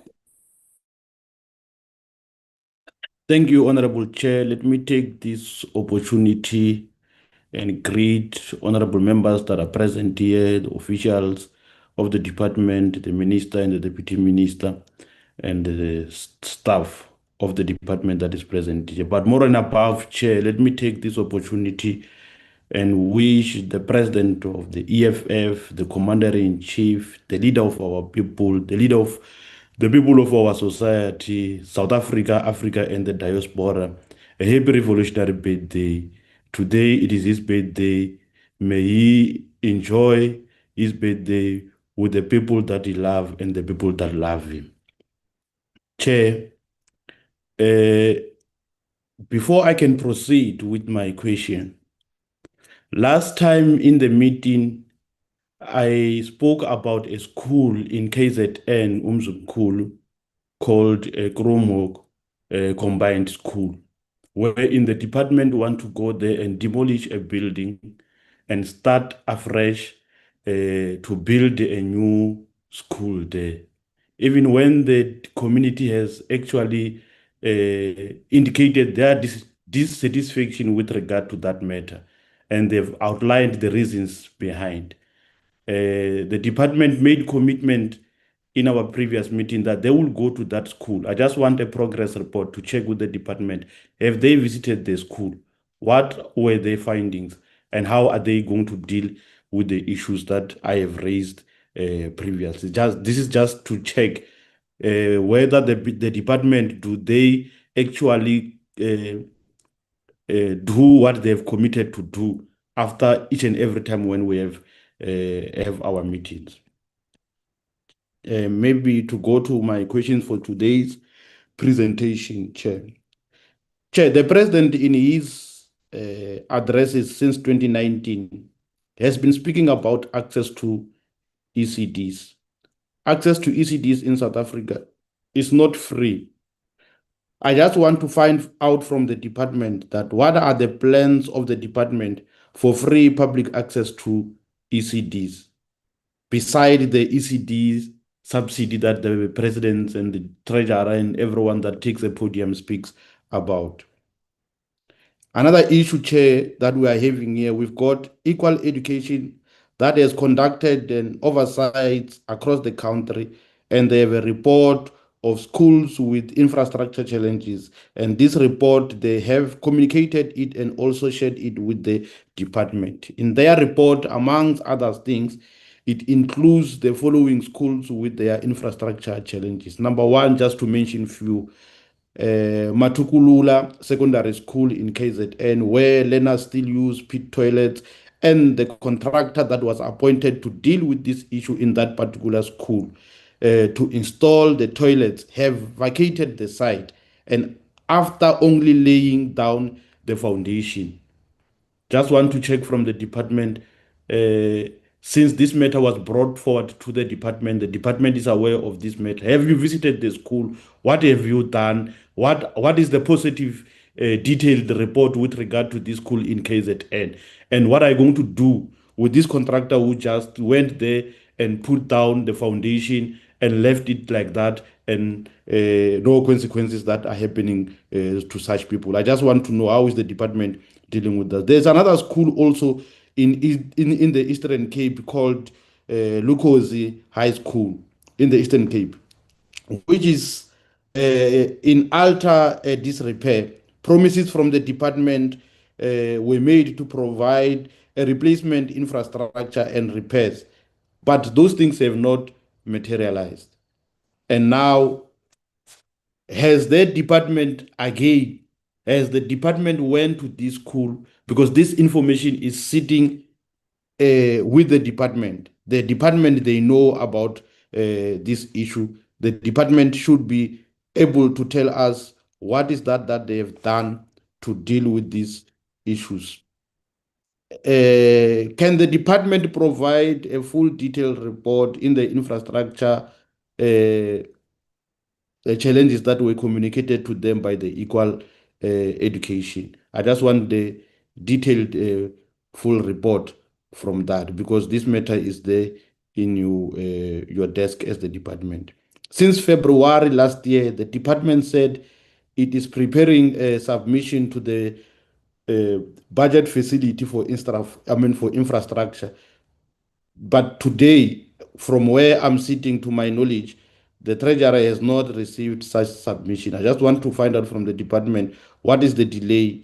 Why is it taking so long? What are the obstacles that the submissions are not made so far to the to the treasurer? By law, under the infrastructure norms, each provincial department must submit 90 days after the beginning of the financial year, must submit a detailed infrastructure plan on the implementation of the infrastructure program, which must be published on the Department of Basic Education and the Provincial Education Department website for access by the public. This was not done last year. Why not? And what are the consequences for failure to comply with this act? Because we cannot just have laws that are actually requiring us to act in a particular manner, and we find people not complying and nothing is done to that regard. So I've got also with me here, Chair, just to make it clear that the same report that was submitted by the Equal Education to the Department of Basic Education, I've got some of the reports with me here, and I've got the detailed report with me here with the number of schools, each school with each challenges of their kind mainly based on all the infrastructural challenges, your electricity, your water, sanitation, your toilets, fence, everything that you may want to mention under infrastructure, they are there. And these schools, they are actually classified or put properly in the report that which I have here before me. Should the department want me to resubmit this report that was submitted to them by Equal Education, I will be happy to do so. But can the department, before I resubmit this report for their attention and for them to go and attend these issues in this school, can they give us a report now, since they received this from the Equal Education? What have they done? And if they've done nothing, they must be able to tell us that we have done nothing. Then I will resubmit this report, because this report is there with them. They just don't want to do anything, because when we go to do oversight as well in our schools, or in the schools that we choose to go and do oversight, we come across the same things that Equal Education is raising. And we are raising these issues with the department, and the department is not doing anything. And we are sitting here with a huge backlog infrastructure in our schools. And we don't get clear indication. We just get numbers that today are being celebrated and praised by Honorable Mkhize. Honorable Mkhize, numbers are nothing when on the ground there's nothing which is happening. We need to know, how are they dealing with these backlogs, and when are they going to make sure that the schools that we are submitting, that the list of schools that the Equal Education have submit to them, when are they going to solve those issues? Because information tells us that they have not done anything, and even the contractors that were appointed, they have left the site. Can we get an account from the department with that regard? So on the issue, Chair, as I conclude, because I don't want to take long, on the issue raised by Honorable Law, on the letter that he wrote to the minister and the response that the minister gave to Honorable Law, and seemingly Honorable Law is not happy about that response from the minister. And Honorable Law is requesting for in-house committee meeting to specifically come and deal with this issue. I will be happy if we are going to have such a in-house committee meeting, Chair, because of course as well, I also have questions that I want to ask the minister, I want to ask the department, so that the department can clarify us on this issue. It is not enough with that response that she has given to Honorable Law, and seemingly Honorable Law even himself is not satisfied with the response. He's requesting for in-house committee. But I'm worried about this in-house committee meeting that we are requesting, and that we are also supporting that we must have, because the minister does not attend meetings, particularly physical meetings. She does not come. She does not come. Even if we can put a day here, Honorable Law, and say, let's meet tomorrow at 12 o'clock, we must have an in-house committee meeting physical. The minister must be present with her department, all of them, the staff, they must be present. I can tell you now, this minister is not going to come. This minister, she only only come to us to attend online meetings. It's an online minister who only comes and attends Zoom meetings. Physical meetings, she's not there. Previous meeting, the meeting that we had last week, the minister gave an apology overnight. Around 12 o'clock, when people have discussed and they've realized that, hey, what goes before the committee, it might create problem for us, they decide to run away and give an apology overnight. That's what is going to happen. She's going to agree. We're going to agree on a date. She will say she's going to be available on that date. Overnight, she's going to give us an apology, because she does not want to come and account. And they are always praising themselves. Minister, I don't know why you are doing this. And you are not taking this committee serious.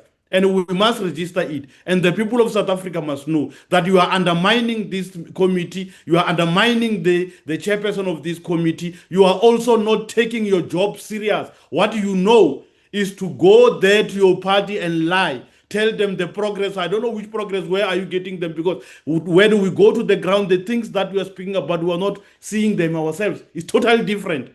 We are confronted with a different situation as opposed to what you are telling the public with your own party. But when you must come here and account, I don't know where are you accounting as a minister. Maybe you must come and tell us as you respond to who do you account to. Because this committee is to make sure that you are held accountable.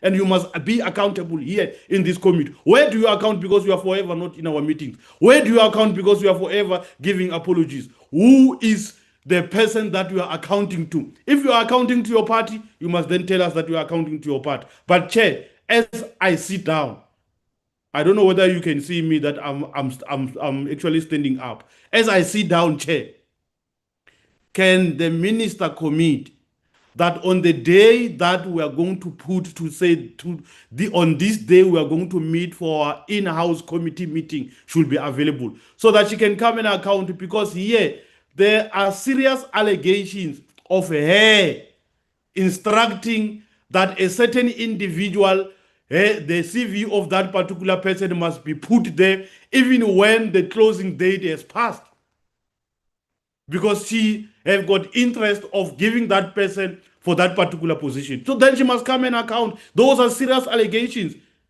She must come and account, and we must have that meeting physically, and she must commit that should be available on that particular day. Thank you very much, Chair. Honorable Komani. Ga ke thome ka go tamisha gadi modulasetulo ke tamishi ke kwele gore di-ministera ka moka di gona mo a ke ba tiele diatla ke bušeletše ke tamishi ba Department of Basic Education DG le team ya gagwe le bona bao ba re fele go di-presentation go ya ka magoro ke seke ka ba ka lebala ba mphato ke re go lena ke re mošate ge nka lebala gore ke re gola o re golele mošabi wa marumo a dithelega dikgolo ke be ke bo ke re tšhifagolo ya bonare ga e kgaole ke dimpšenyana re golele presidente re golele malemo ke buši ke leboge sebaka se le re adimile go sona kgadi ke laetse gore ba itsutsurupile bana ba kgoši ka gore reela di-presentation. And then what I want to pick out of the word presentation is that it got disadvantages and advantages. If you are not aware on some other stage, you can find yourself very far. And then on the other point, it is proper for presentation because the one that we every day listen to, it is just a self-exposure and a displayment of laziness and another displacement of negligence. Ke laetse gore tšeo di re išago mo go dipolelo tše ke di bolelago ge o lebelela mola go lefapha la tša thuto ga ba bolela mola phateng ya gore go na le di-summary of storm damaged school over 5 years period. You can just see where they are actually hiding behind a matchstick or a toothpick. Why we are saying that? We start to understand the problem or the fact that make them to give us an aggregated report of 5 years is because they want to hide some other responsibilities in which, if they were not hiding, they should have dealt with a problem of each and everywhere that has occurred to the particular schools. For an example, in KZN Ulundi, Ward 23, we have a school in the name of Nkamelwana Primary School. It has been years. That school is naked, no roof. Even the timber on the wall is becoming rotten because it has been exposed there for years. That you ask yourself that what must happen, especially if you can ask yourself this question. Where are the children who were attending in that particular classroom as far as the roof has been blown by the wind? Where are they now, if I can ask? That is a question they must mark it for their own exposure. They must tell us, because there has never been an extra mobile classes, because that is the thing that they can do better in this country of bringing unsafe mobile classes. We want to know, where are those children now? Because they were being taught in that block of 3 classes, or maybe 4. Then so we want to know, where have they relocated them? Have been taken to another school, or they are still there? And how are they managing that school? And then the other thing again that we wish they can tell us, when I say unsafe mobile classrooms. Modulasetulo ke dumela gore ne re le mmogo mo la Phoko Primary School. Re lebeletse moago o ile go gore from 2011 uncompleted. Then we have been there, spoken to them. They made means to bring 6 mobile classrooms. My question is, I even sent it into the group. When we do the thing called a risk assessment, it's able for us to detect a hazard. And when we detect a hazard, we have to deal with the hazard. Then so I'm asking myself, if the mine can do a better risk assessment, but the whole department of the government can't do the risk assessment. We just come to an open land, which its landscape is not proper. You take the mobile classroom, you take blocks, you just put on the ground, then you lift you put on the mobile classroom, the one that you said our children must go inside. And I'm asking myself, who is going to approve that classrooms to be utilized by our children while there is no proper foundation? And everybody knows, if it is raining, there is a soil erosion. When it's starting to be eroded, that blocks supporting the mobile classroom are going to sink. And then where is our children there?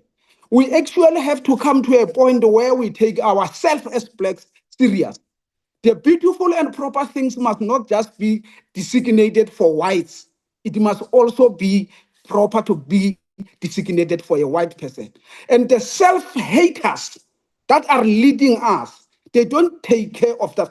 I just want to see the person who is going to approve that classroom, mobile classrooms, telling us that our children can go in there. While we see, if it is raining, they are sinking. Then so we don't take care of our children.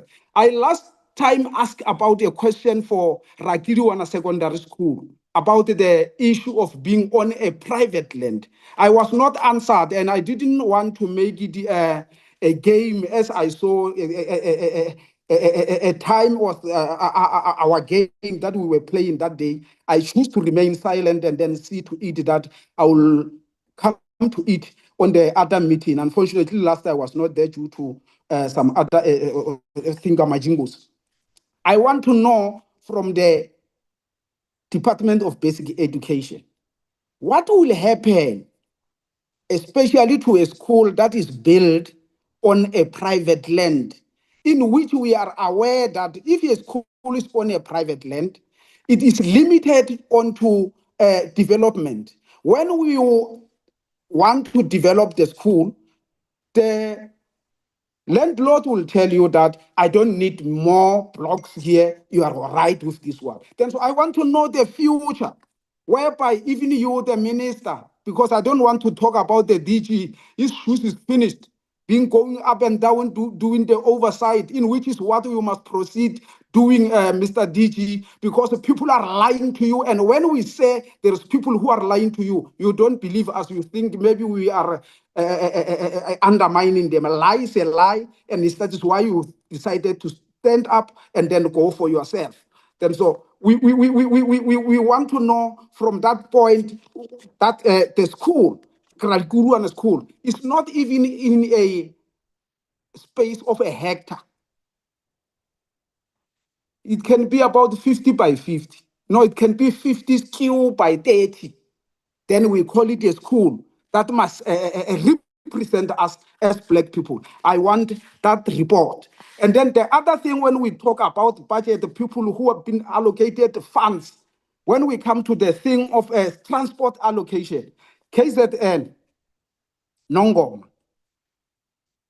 Wat 12, Wat 17, there is a village called Togas. There is a school there which is overpopulated. It can never take our children anymore. And we declared that our children will go mahala go skolong, freely so. But at Togas village, it seems like they're going on with paying school fees because they have to pay transport, which is about more than 500 rand for their children to go to the only secondary that is closer with 8 kilometers, not to secondary school. We want to know why these children are not allocated a scholar transport. KZN, I've heard that you are around here. You must explain to us or take the message to the relevant people to tell us why is Tokas village community not allocated transport. Because now that grant of the children, that 500, they are maintaining themselves, they are taking themselves to school because of that poor thinking provincial leadership. Then so we want to be introduced to that element or what is going on. Last meeting we talked about Babanangwa primary school in KZN Ulundi was 16. I just want to, because I failed the last meeting, we just want to know what is the report, the feedback, development of the Babanango primary school. Is it the children still out of school till today? Or have you arranged an alternative of taking the children into the classes? And you, Minister, were you aware there is a school that was temporary or permanently closed in KZN? Was you aware? If you were aware, what is it you have done to make sure that the children are going back to school? We need answer from that. And then on the other point of the infrastructure department, yeah, we are very much disappointed in some other developments, especially when we come to this one of early child development. Let me just table this. We don't see that plan of early child development as complete as you are singing it now here. We want to declare it incomplete. Why? It's because of especially when you talk about an early child development program, that doesn't include agriculture in practicality. It means you got no future for your children. And we can see to it that the person who was leading this thing of infrastructure, he was always talking about the international assessment, in which is something that is displaying their department as containing people who can use their environment. Is it just me or is Honorable Commander's network? He's audible, Chair. I think the problem is with you, sir. Chair. No, the problem is with you, Chair. Okay, thank you very much. My concern is on the point that because we cannot read the atmospheric standard of our own environment, that is why we are relying on the international assessment, because we don't believe in ourselves. We are not capable of using our own resources. It can be mineral, it can be agriculture. If you are not sure with that, check from 1994, talking about early child development. If we were proper on making this program to be responsive to our own economy, we should have had children who now can be capable of leading themselves in agriculture economical standard. Take a child from Zimbabwe who is doing grade 5, compare him with one of Madam Karube of grade 12. Give them the seeds and give them the space of 1 meter to plant. You will find that one of Mrs. Karube, he can't even plant the 3 seeds to be alive. The one of grade 5 from Zimbabwe will do better because they have made agriculture compulsory from early child development. Then so this thing, this game that we are playing of telling us of the ECD is nothing. Go back to your drawing book, go and make agriculture compulsory in a practical manner so that our children can own a plant at the crèche level, knowing that this is my plant. I put water in the morning, during the day, in the evening when I'm going home, afternoon when I'm going home. And then it's whereby we'll be indoctrinating our children with the responsibility of their own economy that will take them further to develop their fellow. Then so let me just stop there, whereas I'm not complete. I will be complete tomorrow. I wanted that standard of last time that was been vultured. Thank you very much, Madam Chair.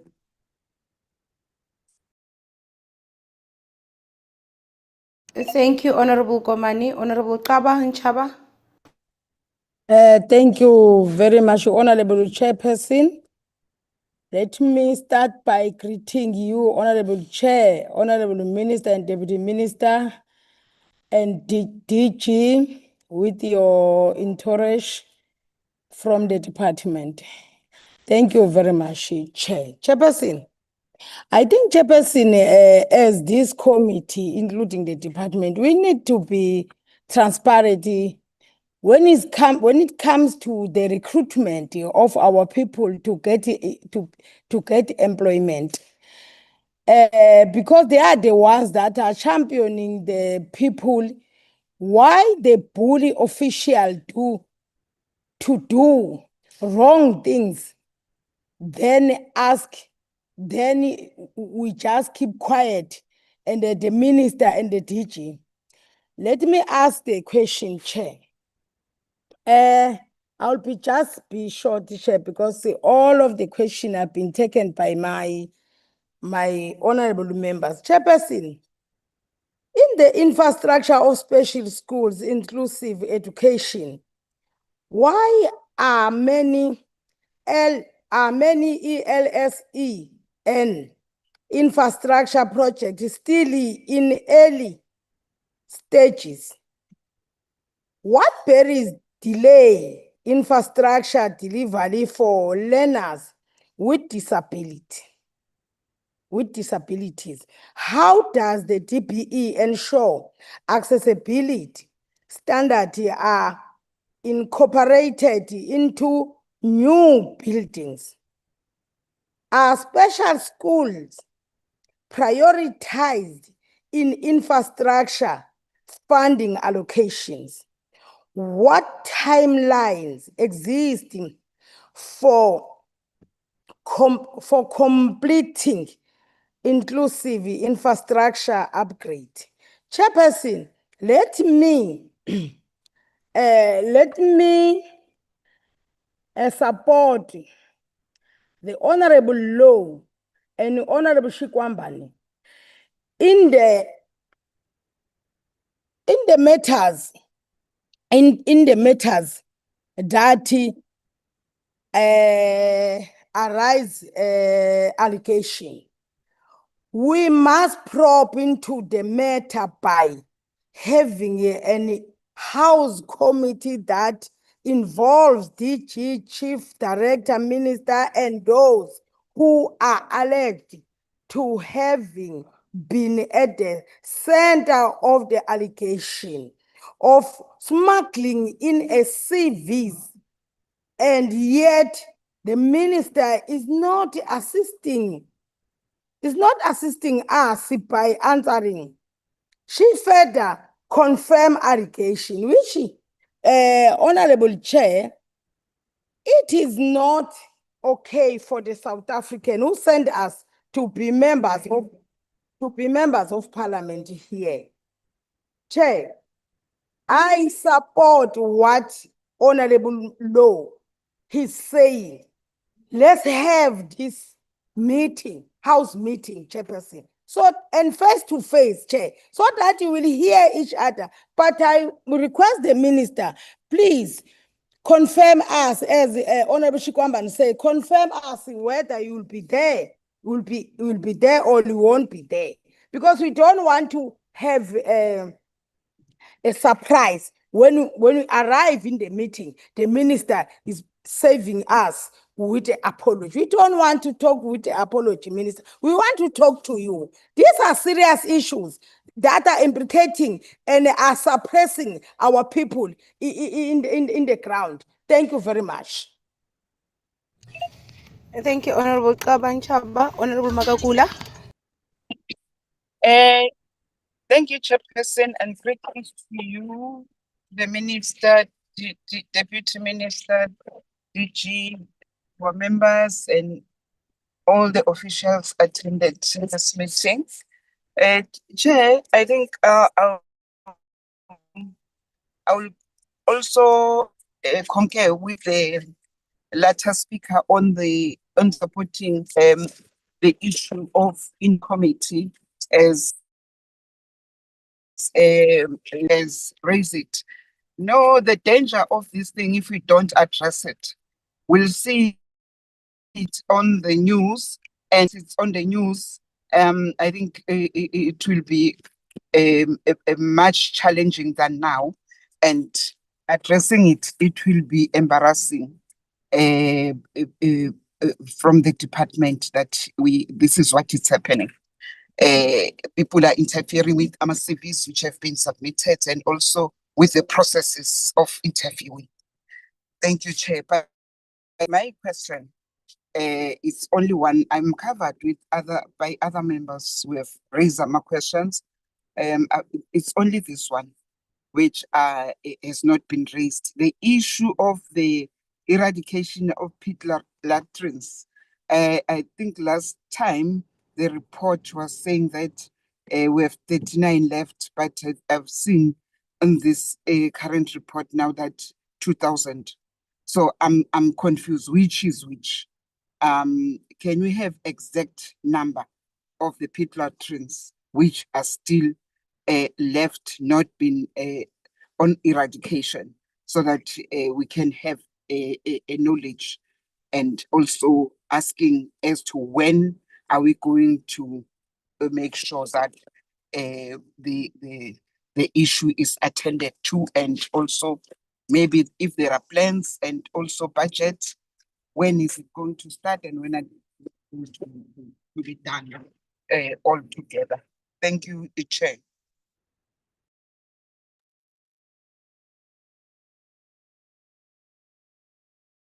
Thank you very much, Honorable Magagula, and thank you to all the members that have contributed in terms of asking questions on the comprehensive presentations. One, I want to concur with many sentiments that have been shared by the members on the issue of the what we see or what we witness on the ground as a portfolio committee as we conduct oversight, but not only ourselves, because you would understand that members have constituency officers.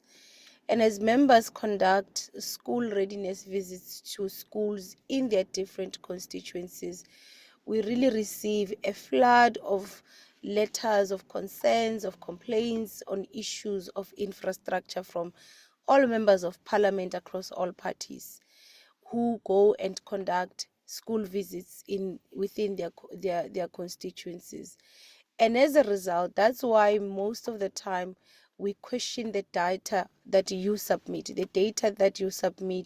as a department to the portfolio committee to say, this is the only number of schools that are in a very poor state as per your classification, and we have this number of schools that are in a good state. And so we really are questioning that data, because it's difficult for us to accept it as the true reflection based on our own observations as we go to the ground. And what is a fact as well is that it is still schools that are in rural communities, in townships, that still have such dilapidated infrastructure, that still really struggle with adequate infrastructure, where you find that you've got cracks in the walls, and there has not been anyone from either the department, the circuit, the district, to really ascertain or evaluate such cracks in those infrastructure and say to the school or give assurance to the SGB to say, yes, there is cracks in the walls, but we've really done an assessment, a professional has been there. It doesn't pose any threat or any risk to the learners that are attending in this class. You've got walls that have, you've got floors that have holes, you've got like the schooling infrastructure. It's just when you enter the school, it's not even inviting. I don't even want to start with the sanitation in those schools. And this is predominantly in rural areas, is predominantly in the poor communities. And what it then says to poor communities is that this democratic breakthrough is not bringing them relief. They don't have an experience of a changed environment where they are a priority, where this government prioritizes them to ensure that you bridge the inequality gaps. And that's something that we should deal with. So I want to agree with the sentiments that we need a commitment from the department.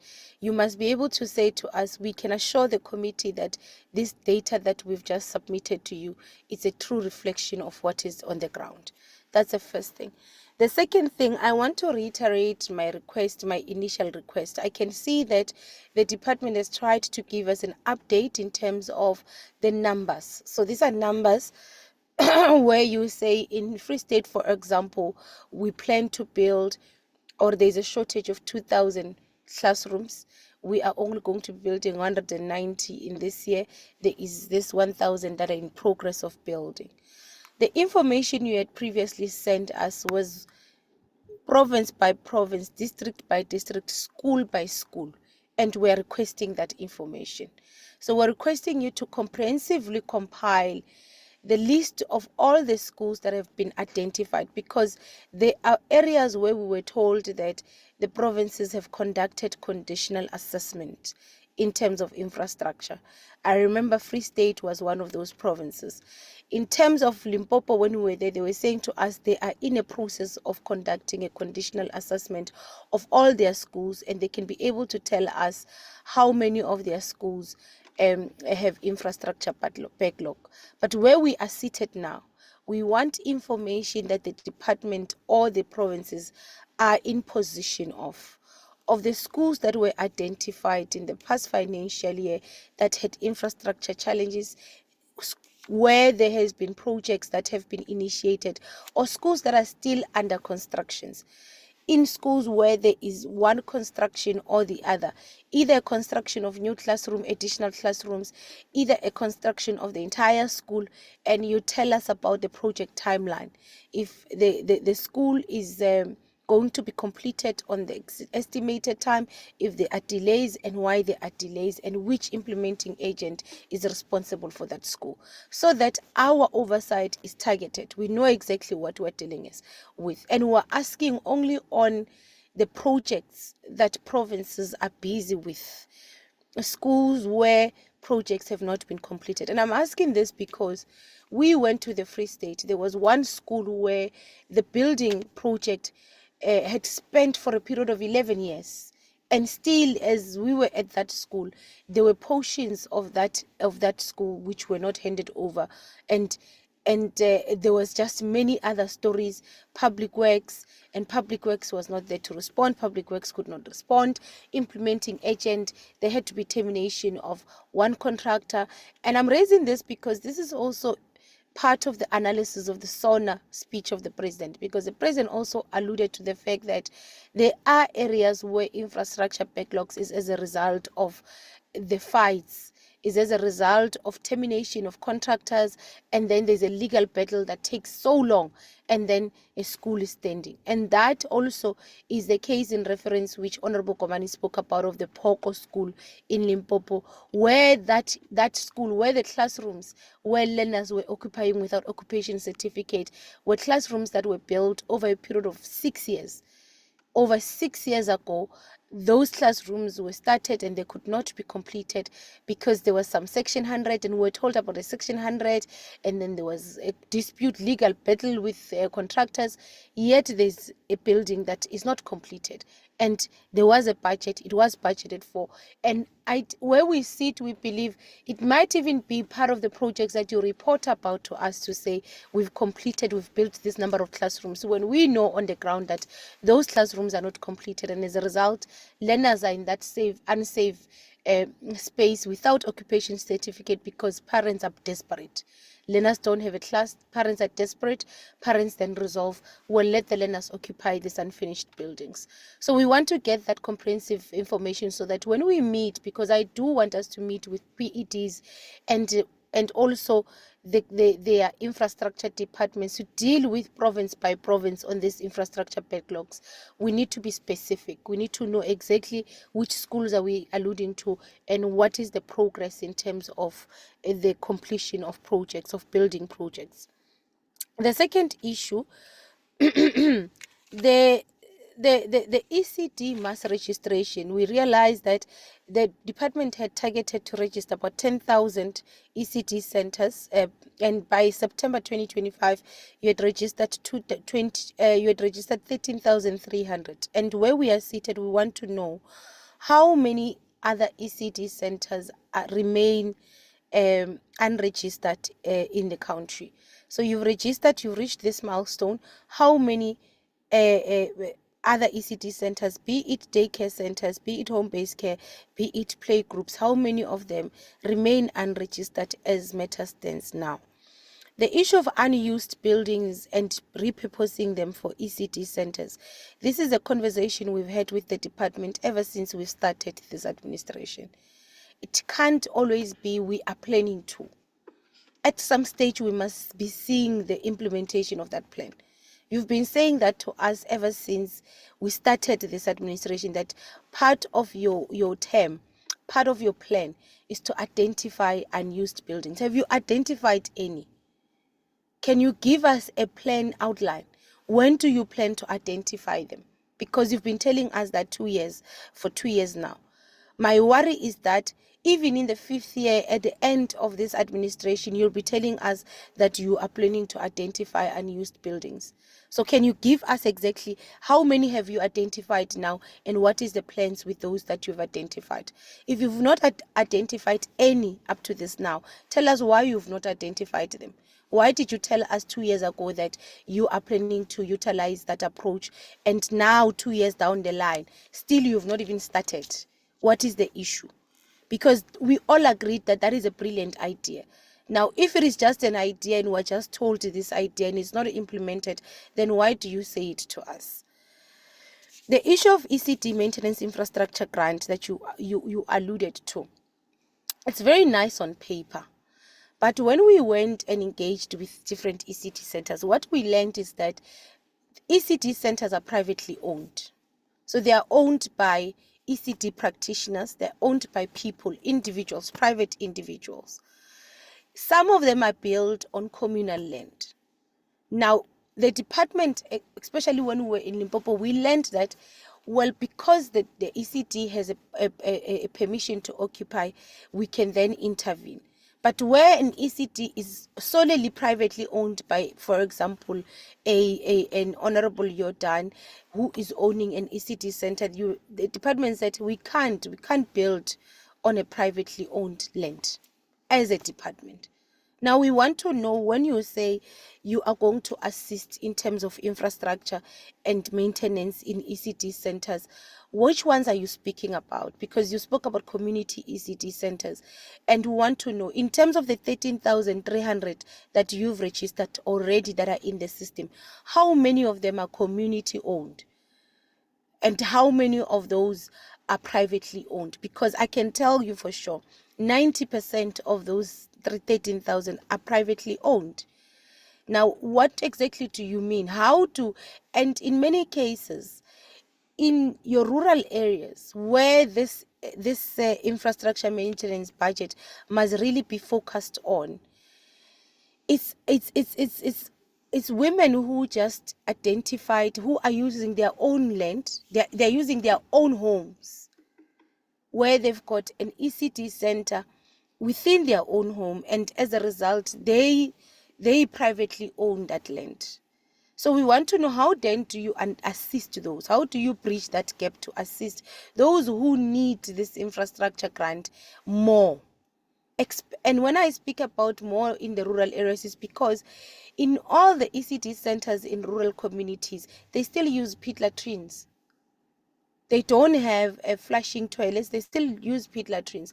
And if we are so concerned about learners of school going age utilizing pit latrines, then we must be extremely worried about learners who are between the ages of 3 to 5 or 2 years to 5 utilizing pit latrines. And I'm saying to you, in ECD centers that are in rural areas, they still in their majority utilize pit latrine toilets.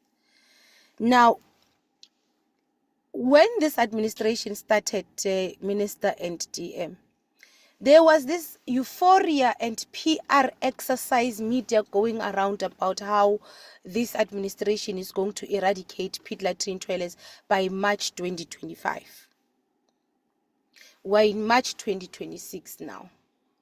Still, we have not completed what was identified then. Because we're not speaking about what you've identified now. We're speaking about the SAFE initiative, what this administration found in place. A program, a project that was already being implemented. And as the minister came in, at least about 70% or 80% of that, of what was identified was completed. And we were told everywhere, it was everywhere, that by March 2025, we would have eradicated all these pit latrine toilets. We're in March 2026. They have not been eradicated, the ones that were identified. And I want to understand what informed that deadline, and why have we not completed this project even now, a year later from the deadline that you set for yourselves, that you went around creating some hype about. The issue of maintenance, I want to agree with Honorable Jordan, quite spot on. So many of the schools we've visited, the issue is maintenance, because the buildings are dilapidated, not structural, but it's minor maintenance issues: broken windows, broken glasses, a broken door, a broken ceiling, a roof, a portion of a roof which has a leak. So where I'm seated, I have a feeling that there is no accountability for the maintenance allocation to schools.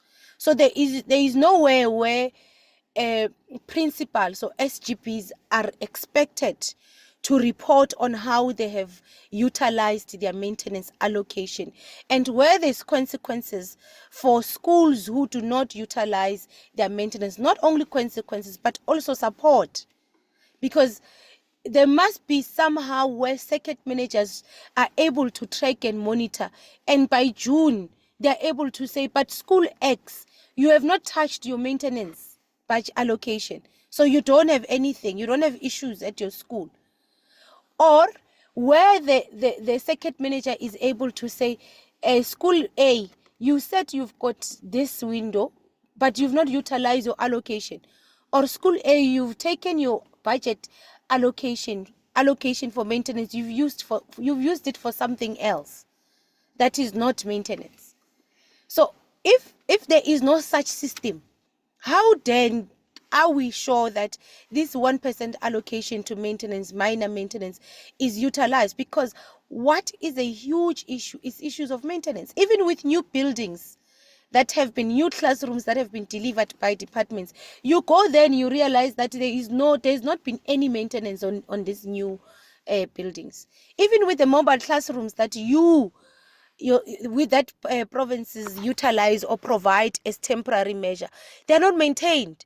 So you get to a school, there is a mobile classroom, it's extremely hot, and then the school tells you that since these mobiles arrived, they've got aircons fitted, but they've never worked. And then you ask, when did the mobiles arrive? 2 years ago. So no one is responsible for asking why are the aircons not working. Who was the contractor who supplied these aircons? Have we engaged with that contractor to check if they can come and fix their aircons? So issues of maintenance in schools is a major challenge. And we must hear from the department, how do we plan to deal with it? Because seemingly, it's as if schools and SGPs and principals are saying, we are very overwhelmed with the curriculum delivery and we're just given many other tasks and even maintenance on top of it. We can't do it. And that is the unwritten truth. So if that is the reality, tell us that is the reality so that we know. A toilet is broken, nobody goes in, nobody tries to maintain it. And then that's it. It deteriorates even further. So the issue of maintenance, I want to concur with Honorable Jordan that it's a huge issue. I also want to concur with Honorable Jordan on the issue of literacy and numeracy improvement. And how do you link it to ECD centers? The national standard exam or test. For example, my understanding is that a child who emerges from an ECD center who goes to a grade R, there is an expectation from an educational level that they should at least know how to write their name or how to read 2 sentences or whatever sentences that they must be able to read. Do we really test that? Do we test it that indeed the learners that, because if we are saying by strengthening foundational learning, we are going to assist, it's going to assist the learners to transition. And still, we still find learners that can't read when they're in grade 3, then it means we are not strengthening foundational learning.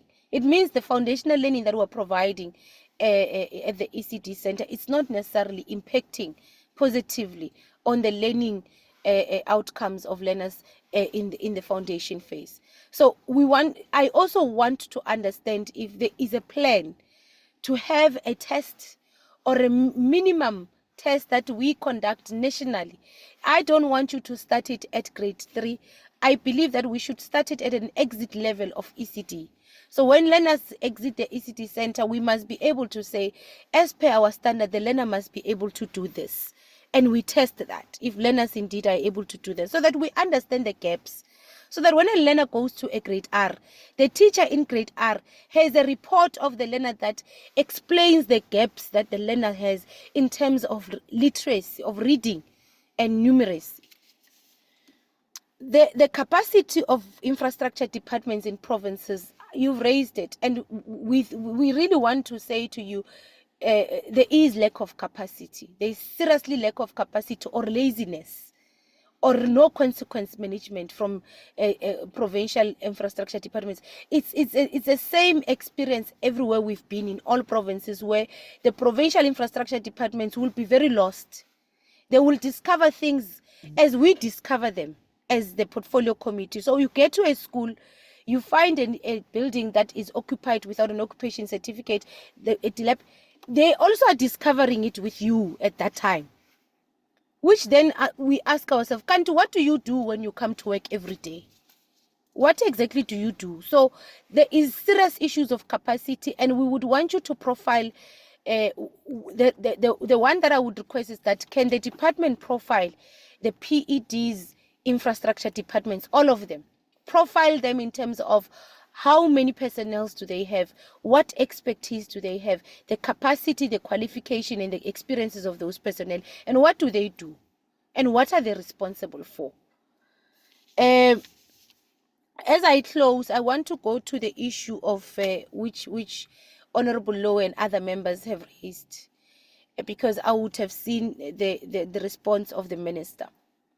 One, Honorable Lowe raises an issue in a meeting where there is an allegation of interference by the office of the minister, where there was an instruction issued to HR apparently, and this is an allegation that he said he received, that they were given or they were instructed to receive a curriculum vitae, to include that curriculum vitae on the comprehensive applications after the closing date.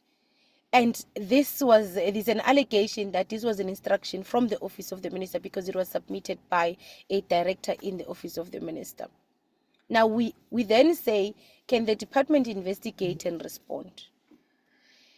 The response of the minister, firstly, where for me it is actually an issue where I took issue with. The first thing, the minister tries to suggest that it is an overreach for us as a portfolio committee to ask such questions. And I want to give a minister and make the minister understand that there is no such overreach. How you administer your departments, it's also, and we play oversight on that as well. Because there are laws, there are labor laws, there are HR policies that you adopt. You yourselves adopt. We don't help you adopt. You adopt them.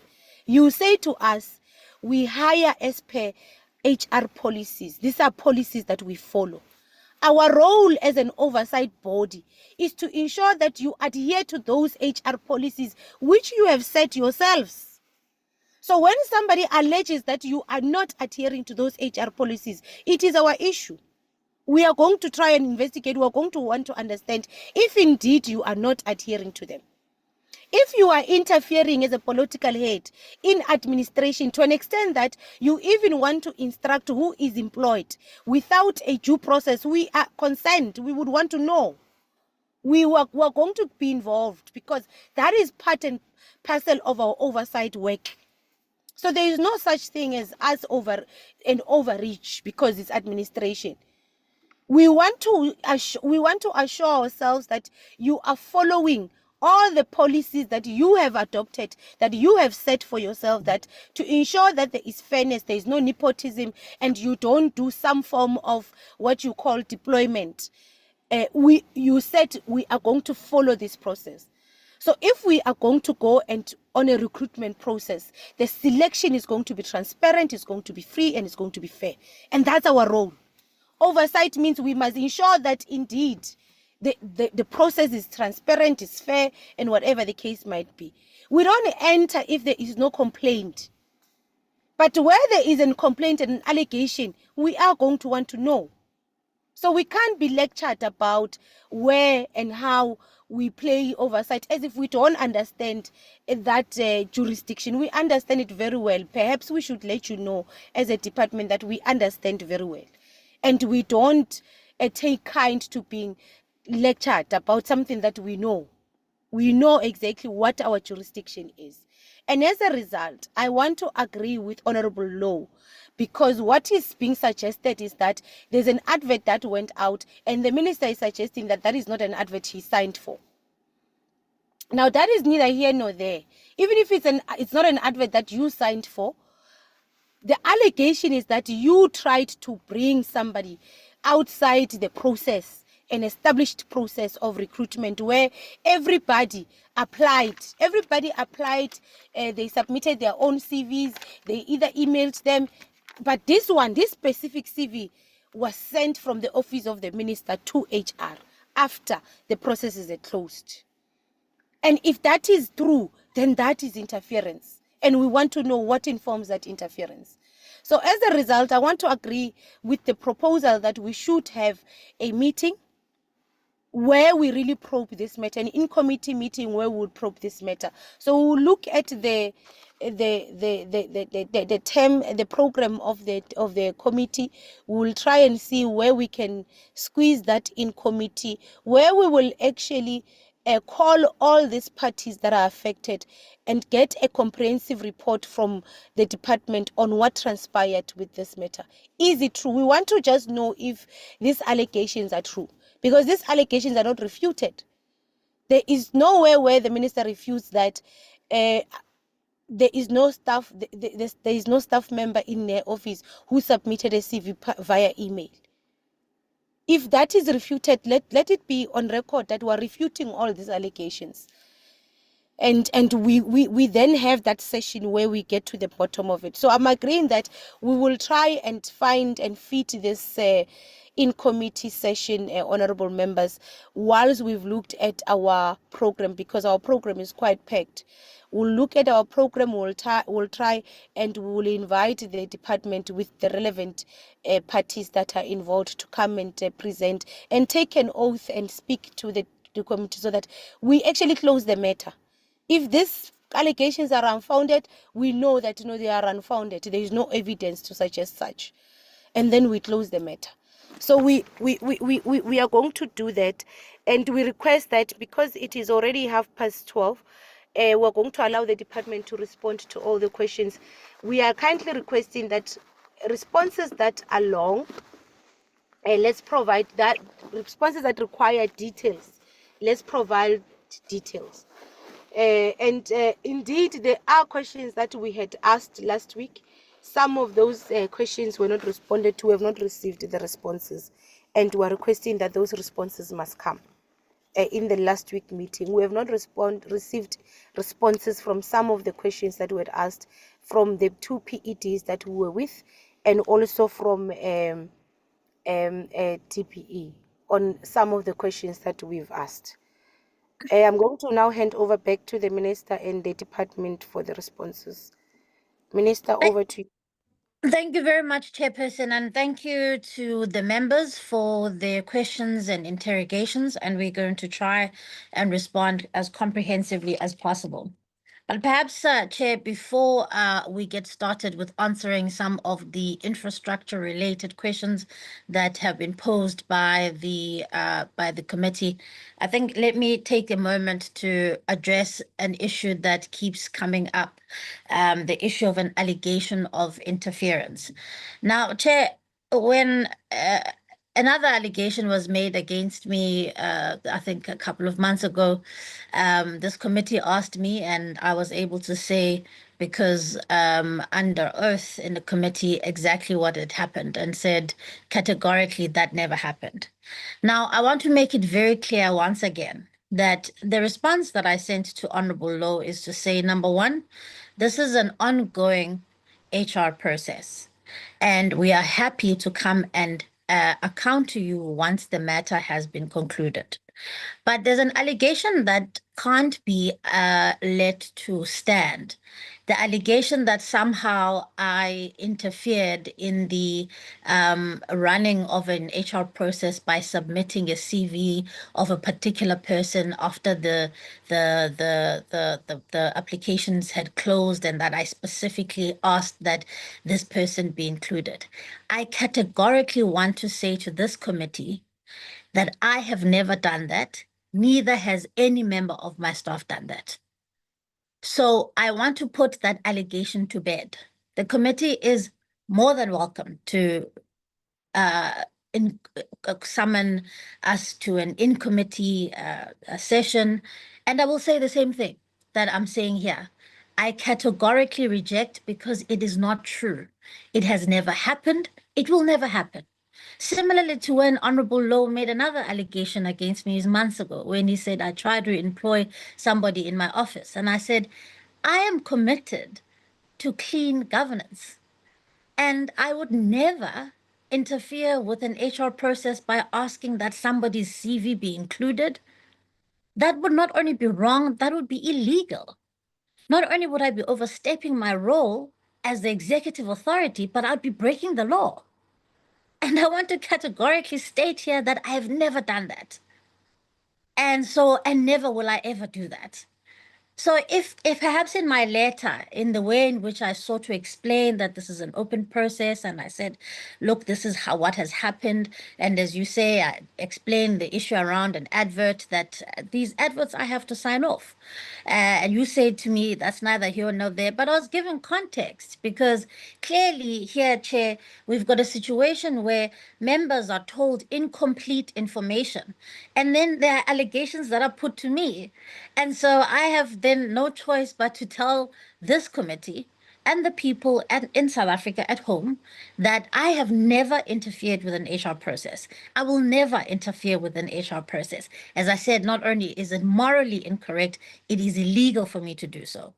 And so neither me or anyone in my office has ever done so. So I want members I'm hoping that we can put this allegation to bed, because it's simply not true.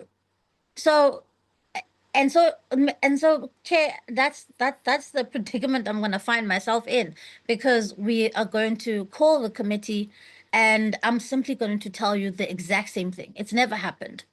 So I'm hoping that we can put that matter to bed. And so Honorable Law's question is covered, because as I said, I am committed to the rule of law. I'm committed to clean and good governance. And I'm committed to running this department as honestly and as transparently as possible. And I remain transparent and accountable to Parliament. I'll never shy away from being accountable to Parliament. But I have to put an allegation that is really bizarre to bed and say this has never happened, and it will never happen, not on my watch at the very least. Right. Honorable Jordan asked the question around systemic assessments and whether or not we'll be taking on Pearls. Yes, in 2026, we are going to be still part of Pearls, Honorable Jordan. It's not only Pearls that we undertake, or we use. We also use things like systemic assessments that we have at the end of grade 3. And the systemic assessment that we have is very important, because it's not only just an international benchmarking test, it's also a domestic one, which allows us to be able to test things like literacy and numeracy in a South African context, in a context where we've got 12 official languages. So we've got that. And then, as you indicated, the Funda Uphumelele survey was also very instrumental in helping us deal with the issue, understanding the issue of illiteracy in South Africa. But I think perhaps it was also raised by the chair right at the end. And so let me combine my response. The issue, Chair, that you ask about, do we look at whether or not children are ready for grade R, or whether or not they're cognitively developed as we are strengthening the foundations of learning? It's a very important question, and I completely agree with you. That's why we've got what we call the Thrive by 5 Index. We launched one last year, and what the Thrive by 5 Index allows us to do is it allows us to test 5-year-olds to see whether or not they cognitively developed at the right level to be able to take on grade R. I think what is probably going to be important is thinking about how do we at least in the foundation phase, even before grade 3, look at how we are progressing when it comes to literacy. And I think that's a point that you make, and Honorable Jordan makes, which is very important. The issue around nutrition, Honorable Jordan, you asked a question. The school nutrition program has been protected against cuts at all costs over the MTEF. We had to cut some parts of our budget, but the school nutrition grant has been protected, and so it remains one of our biggest budget line items at about 10 billion rand, which feeds about 9 million children every single day. So that is still something that we are looking after, and looking after well. Honorable Mkiza asked about how did we get the numbers. I'm going to ask Mr. Mafoko to basically explain how we arrive at the number of classrooms that are needed, the number of schools that are needed, and the like. Because Honorable Mkiza asked the question, is that a condition assessment of the environment that we're in, or is that what we are able to do financially? And I would venture and say that's the condition assessment, and not what necessarily we are able to say we are able to fix. But I'll ask Mr. Mafoko to come back and do that. Then you ask about the 130 billion rand backlog that we talk about. Yes, the 130 billion rand that we talk about, we're talking about infrastructure backlogs in general. So we're not talking about a specific item. We're talking about additional classrooms. We're talking about fixing inappropriate schools. We're talking about eradicating mud schools. We're talking about eradicating schools with asbestos. We're talking about eradicating things like schools that still have inappropriate inappropriate infrastructure, inappropriate sanitation. So when we look at what we would ordinarily need, it would be about 130 billion rand to be able to clear that backlog. And then we do what the chair's was lamenting, the issue around maintenance. But we are coming from a place of where we've got backlogs, and so that's what we mean when we talk about the 130 billion rand. Honorable Mngadi asked about grade R teachers. I'm also pleased that to be able to report back to honorable members, and I think I had mentioned this before, that we've identified a number of grade R practitioners who, one, were underqualified, and we are, through an agreement with UNISA, we are making sure that they are going through that qualification process, and about just about 1,500 or 1,700 of them are going through this to be able to essentially get their BEd degree. But Honorable Mngadi, I think, also is asking about grade R practitioners who are actually qualified teachers. And in that instance, Honorable Mngadi, because Bella Act makes grade R compulsory, it would be required of the PED to make sure that that grade R teacher is actually remunerated at a teacher level and not a stipend, as was the case because of the law. The issue around the dropout rate, particularly in the later grades, as I indicated, I think with the matric results announcement, that's something that concerns us. And really, what we know, for me, what is the big issue is because the foundations of our learning are not strong enough. And so what happens is that those learning losses that children start to have much earlier in life, they only get exacerbated as and when they progress through school. And so when they get to grade 10 and they have to make decisions around key subjects, that's actually when you start to see that when you've got weak foundations, children aren't able to take on gateway subjects that are complicated, that are requiring them to really perform at a particular level. And so that's why this work that we're talking about of strengthening the foundations of learning is so important, because we believe it's one of the longer term strategies that is going to help us keep children in school. But besides that, I think one of the things that I've indicated is that the DG and the team, I've asked them in particular to look at the participation and performance of maths and science and what we can do with this cohort to make sure that we are helping children and we are supporting schools to be able to help learners a lot more. We are concerned about those numbers that we are seeing, about 300,000 learners that we lose between grade 10 and 12. And that for us is a big concern. And so I agree with you about that. Honorable Shigwambana, talks about that numbers don't mean anything.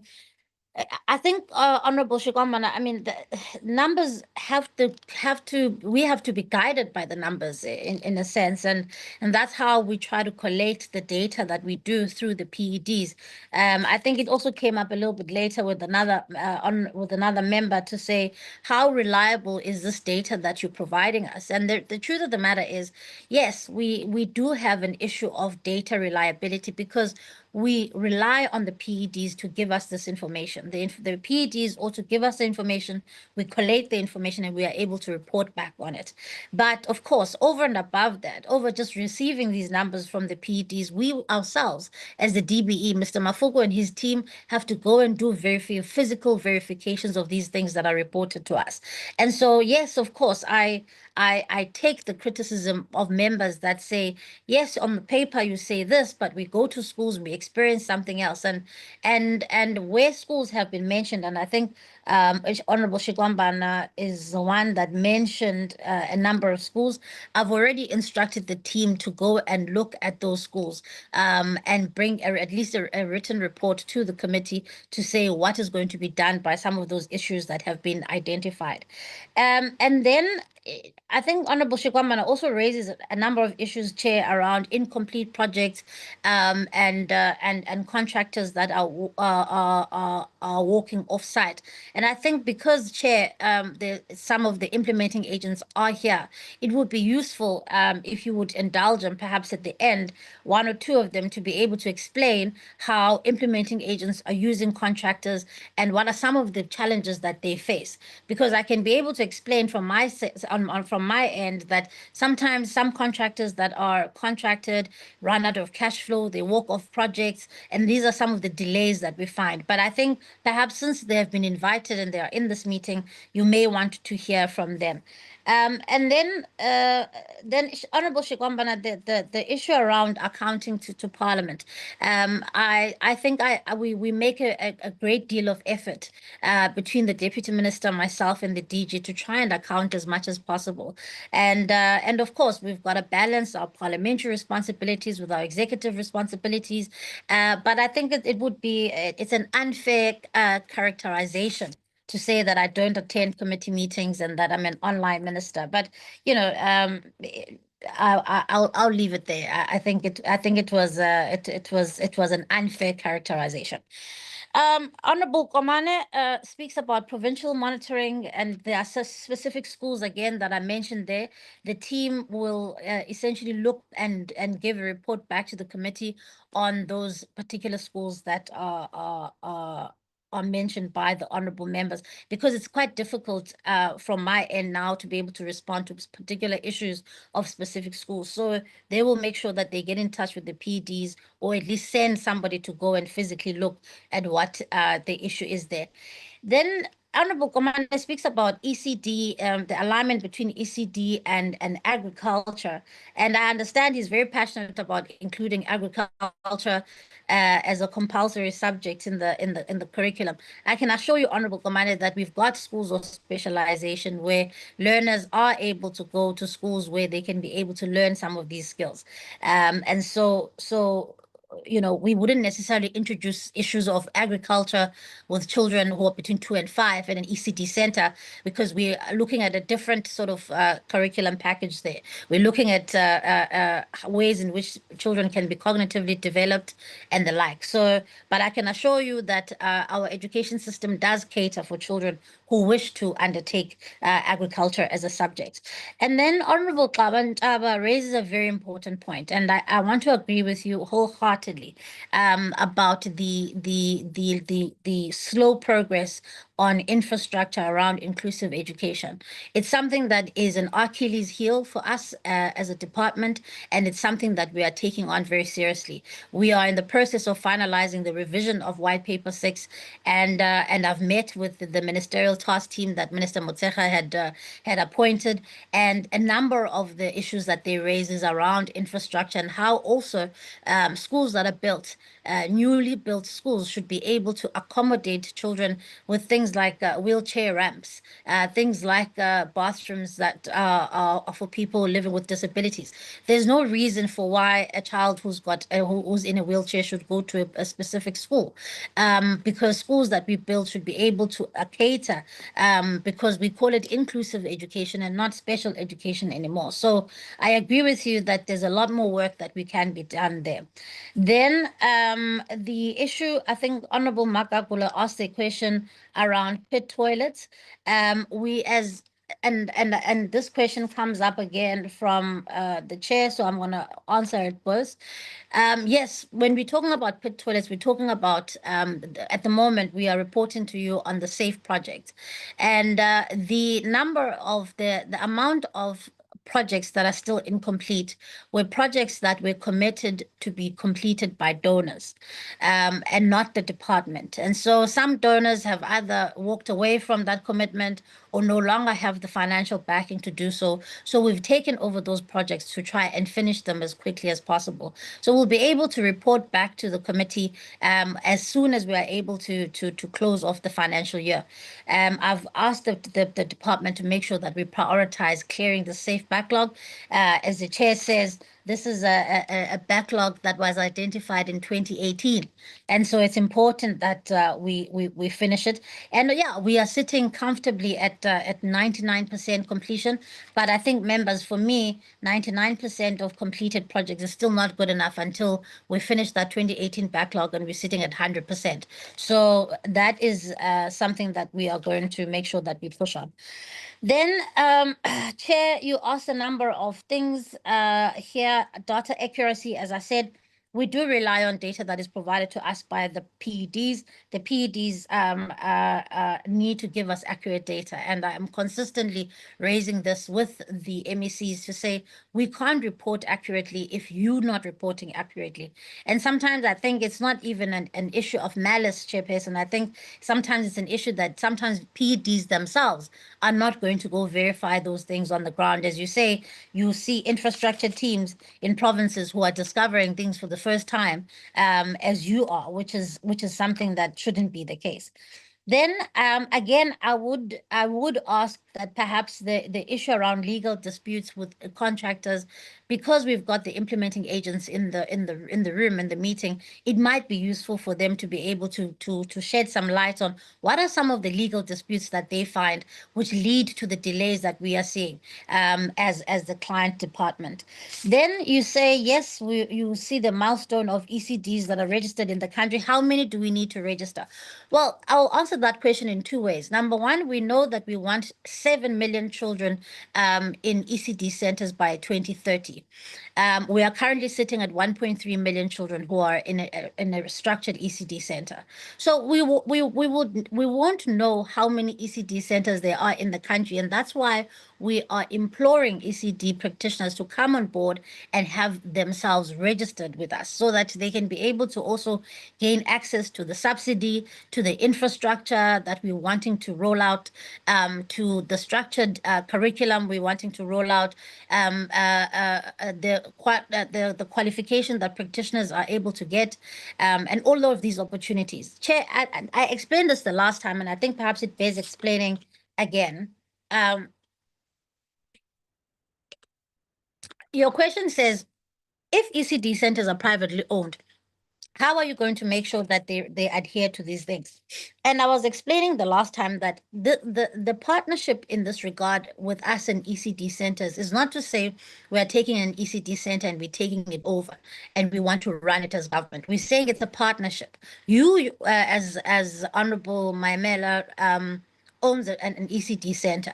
But those children are, from the state, are entitled to 24 Rand a day over the next 3 years from the 10 billion that was allocated to us. They are entitled to a child subsidy. We are saying to you that we want to partner with you, come register with us so that we can help you with infrastructure challenges, so that we can make sure that you've got a structured curriculum in place, so that we can make sure that you've got a safe environment where these children are, so that we can make sure that there's school nutrition that is delivered there.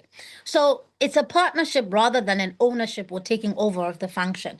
And so, yes, they are privately owned, but we are saying register with us so that you can get access to government services that will help you be able to run your ECD center.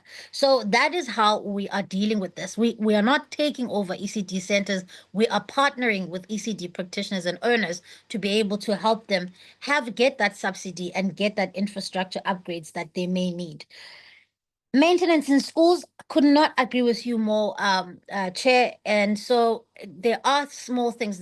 As Mr. Mafuku indicated, schools do get a maintenance budget. But again, I think it's going to be very important that with district directors, when I meet with them every quarter, to emphasize the point that schools have to do small maintenance issues because they are allocated that maintenance budget. Because if an issue of broken windows and the like is not attended to, it becomes a bigger problem. And then lastly, I think I've answered the issue around the literacy crisis and the Thrive by 5 index that we do. And then, of course, I think I've dealt with the issue of the allegation right up front. So, Chair, if perhaps Mr. Mafuku can come and answer the question around There was how do we get to the numbers that we've identified, that we need the 3,500 schools and the classrooms? And then perhaps, Chair, you may want to ask some of the implementing agents around some of the legal disputes and some of the issues that we're facing on the ground with them. Thank you very much, Chairperson. Thank you very much, Minister. And you see, the question on the infrastructure of ECDs and how they're privately owned, I think you were quick to respond because the context is different. Even last time when you responded, I felt you're not responding to what I was asking because we understand the model. But in your presentation, you are saying you've got a grant where you want to assist ECD centers with maintenance. And my argument is, when we were in Limpopo, the department said to us, we cannot build, we can't appoint a contractor to come and, for example, construct toilets in a land that is all privately owned. And that's what they said to us. Now, my question is that, okay, if you can't do that, then who is this budget meant for? Because 80% of the ECD centers that you've registered, they are on land that is privately owned by the owner. So there was never, we never said, no, you are planning to take away or take over. But the question is, because you have a law that you can't as government build on privately owned land, when you say you've got infrastructure budget, for example, you go to an ECD center, they're utilizing pit latrines, and the land is privately owned. But because you can't build it there, what do you do? So the issue of the grant, of the allocation, the subsidy, we hear that subsidy. I asked this question because in your presentation, you said you've got an ECD infrastructure grant. And that for me was interesting. And I listened to what you want to do with that grant. You want to assist ECD centers that have backlogs, infrastructure challenges. You want to assist them. So how then do you do that? Do you appoint the contractors or do you just transfer a grant? Do you just say you qualify, we're going to then give you 30,000 rand, you will build yourself? That's what I wanted to understand. All right, sorry, I misunderstood then, Chairperson. May I ask DD, so can I ask Mr. Mafuku to respond to the issue around the numbers, as Honorable Mkiza asked, and then I'll ask DDG Gaya to come in and explain how then the model works regarding the infrastructure grant and provinces. If I can just ask the two to please come and respond to that. Thank you. Thank you, Minister, and thank you to honorable members. Maybe, Minister, let me start with the issue of the ECD, if you allow me.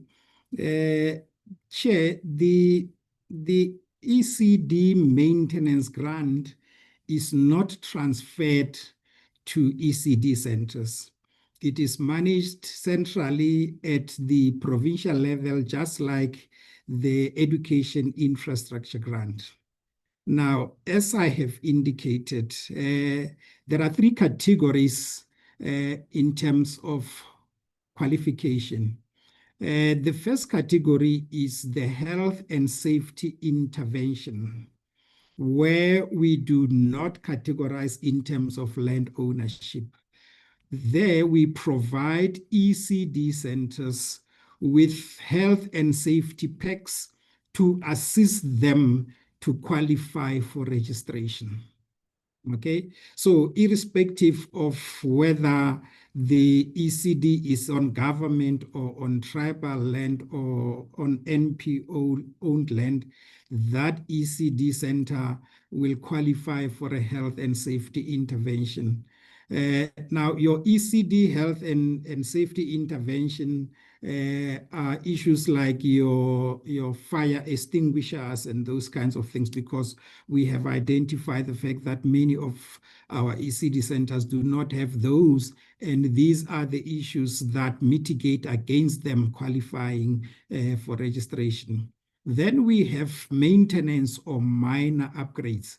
Now, that is for your conditionally registered center, because those ECD centers now that would become conditionally registered then would be eligible for maintenance and minor upgrades from the maintenance grant. Now, in this instance, and then the third category, as I indicated, would be your new construction. And in that instance, the land ownership issues come in, where the ECD center must be on government or on tribal authority land or NPO owned land.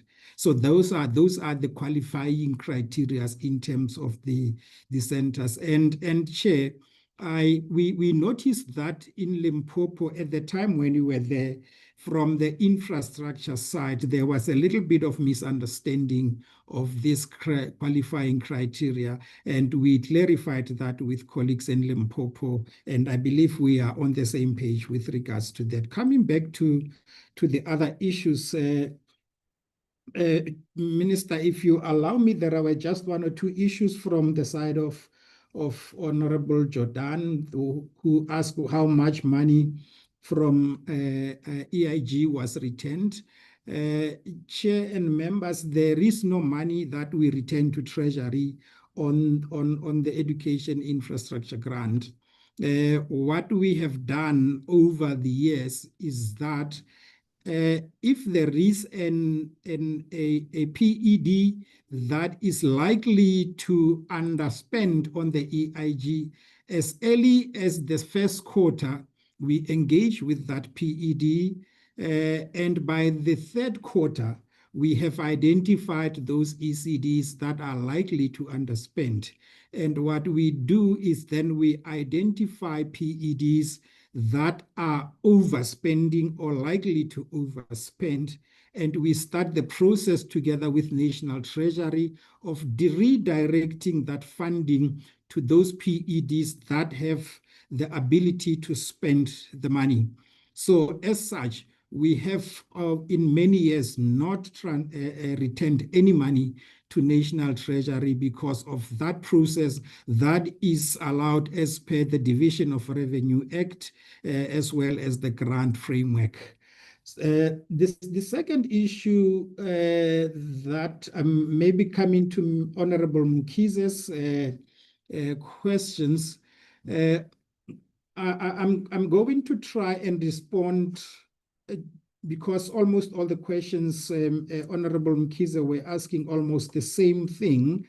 The backlog and the funding shortfall, as I said, Honorable Mkhize, we developed what we call the Capital Investment Plan at the DBE. The Capital Investment Plan is based on the data that we received from provinces. So at a particular time, we had a data set that we used, that we received from provinces. And I think one member did indicate that obviously you have deterioration on a daily basis, and information that you might have had in 2024 might be slightly different from the one that we are having in 2026. That is the nature of things.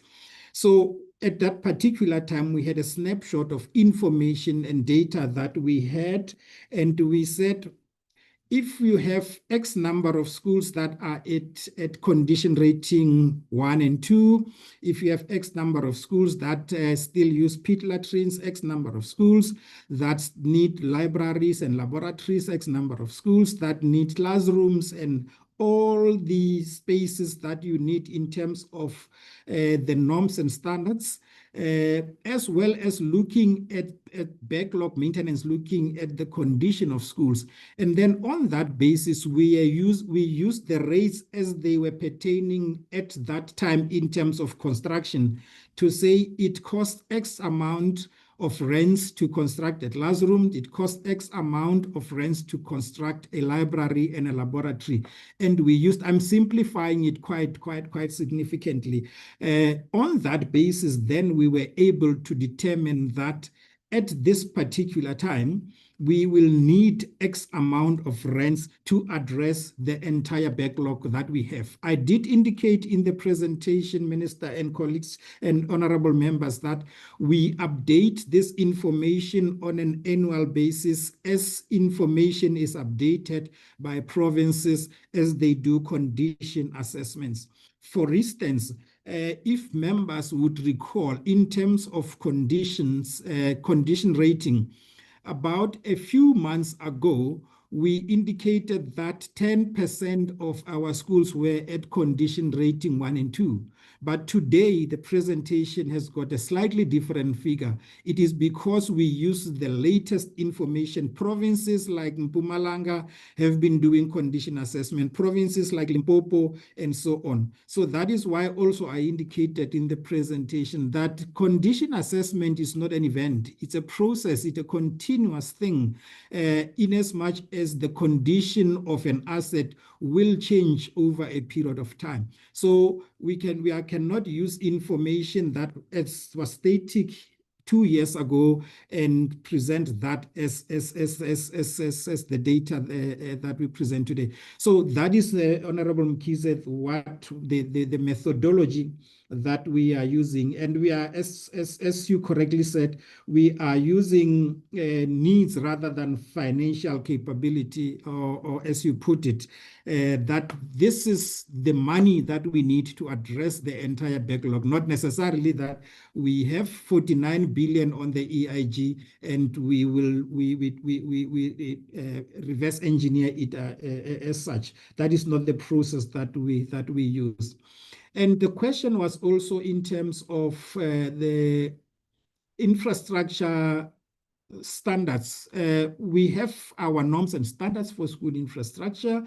If Honorable Mkhize would require, we can share that that document with yourself. That is our base document. That is our Bible in terms of what a school requires and what are the standards that pertain in terms of a school.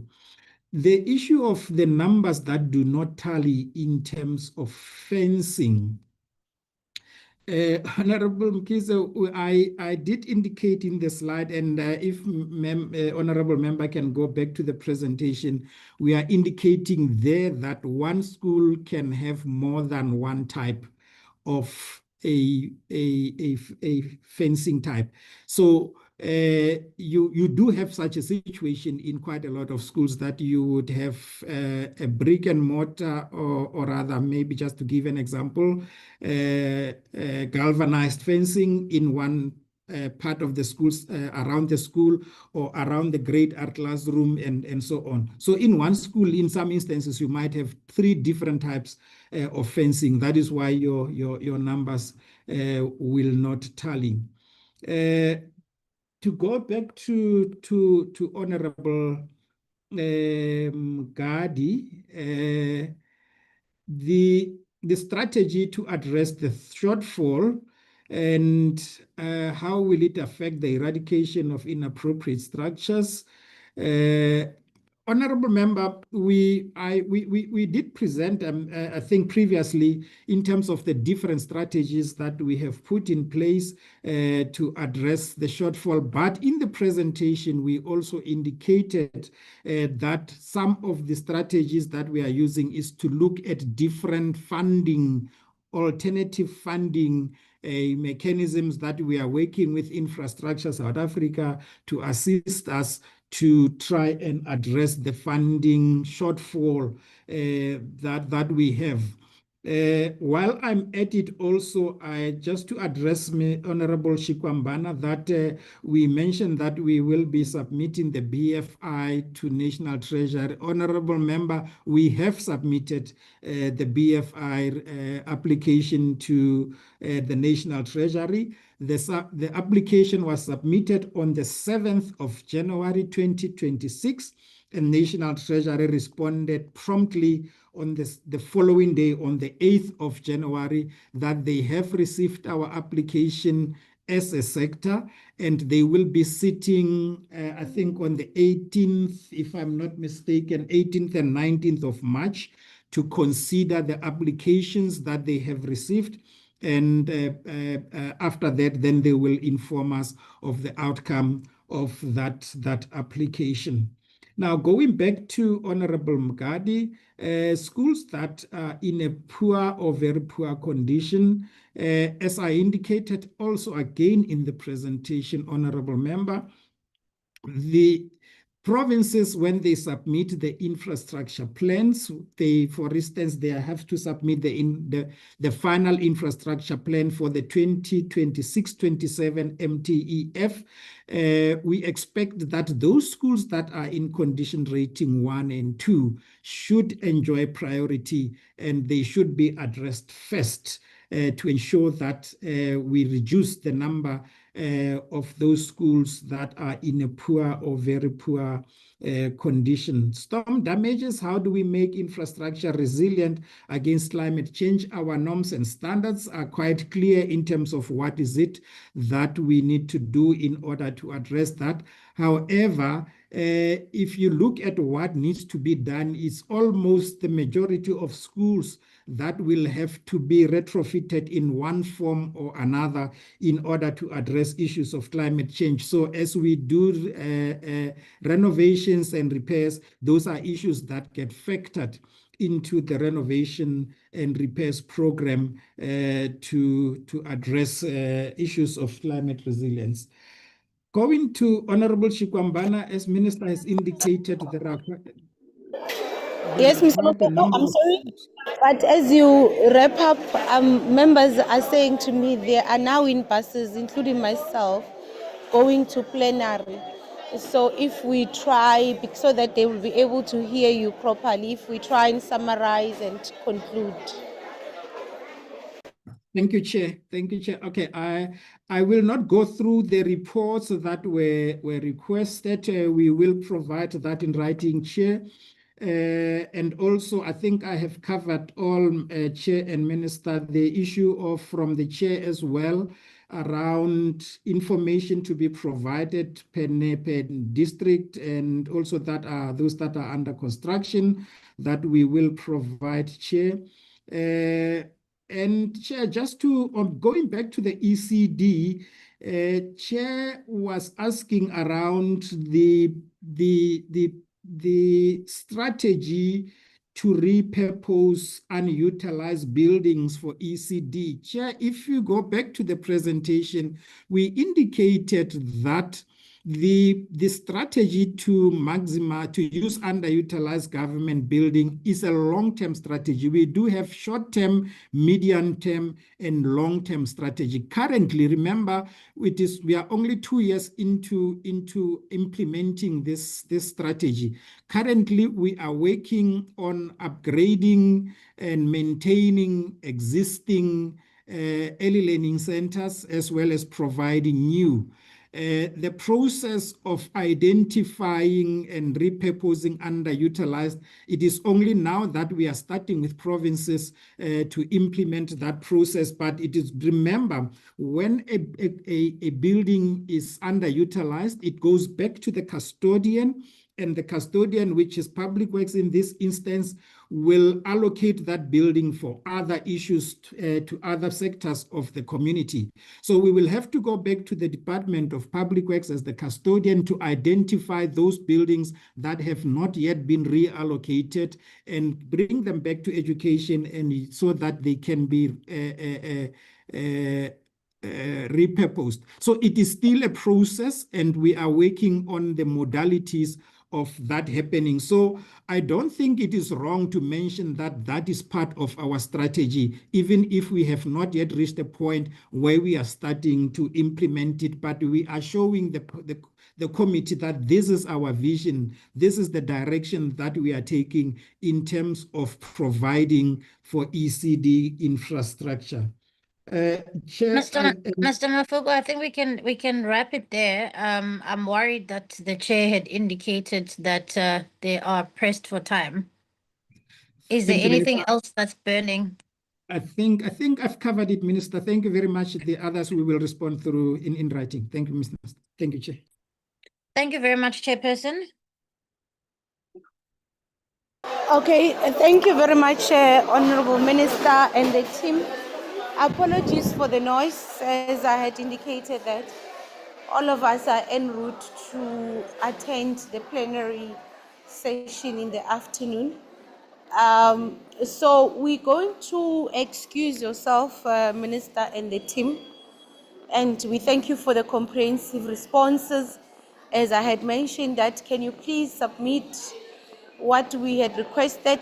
I know that most of this information was requested, or responses are expected from the Gauteng PED, majority of them, because they did not have adequate time to respond to the committee, and the Western Cape PED. Please do inform them that we're waiting for those written responses. And we want to thank you for your time. We will communicate with yourselves when we are going to have that specific session where we are going to discuss the issue of the allegations, as we have said. And we will try and ensure that we inform the parties that are required on time. But all in all, thank you very much. And also to the implementing agents that attended, because we wanted them to understand or to have an experience of what kind of work we do when we conduct oversight. So what kind of questions. And when we go and when we call the second session where we would have received specific details, we might call some of them to respond to specific issues which we would have picked up from that comprehensive report. But all in all, thank you very much, and you're all excused. Honorable members, can we remain so that we deal with the issue of the 3 sets of minutes? Mr. Brown, can we flight? Let's start with the report. Can we flight the report on the screen?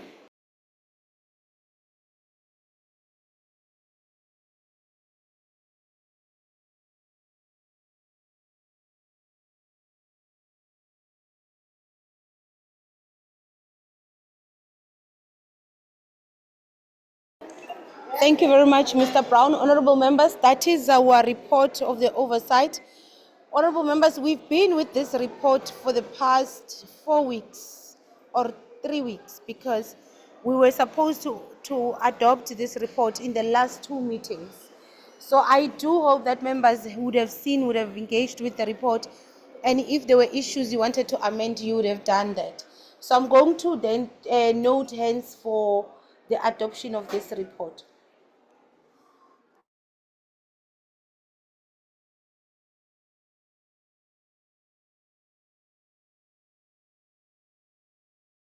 Chair, Honorable Law. I wish to adopt the report because it highlights all the significant challenges that we could have dealt with, and it also brings about recommendations that are clearer and that are aligned toward the priorities of Parliament. So I wish to adopt. Thank you, Chair. Thank you, Honorable Law. Any seconders to the adoption of the oversight report to Limpopo?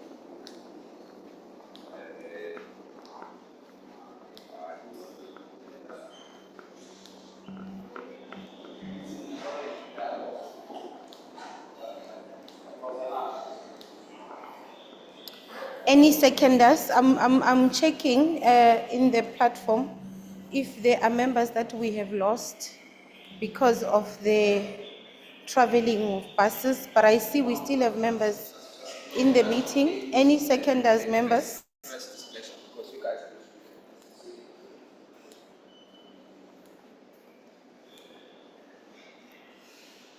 Okay, if there are no seconders, then let's, Honorable Jordan.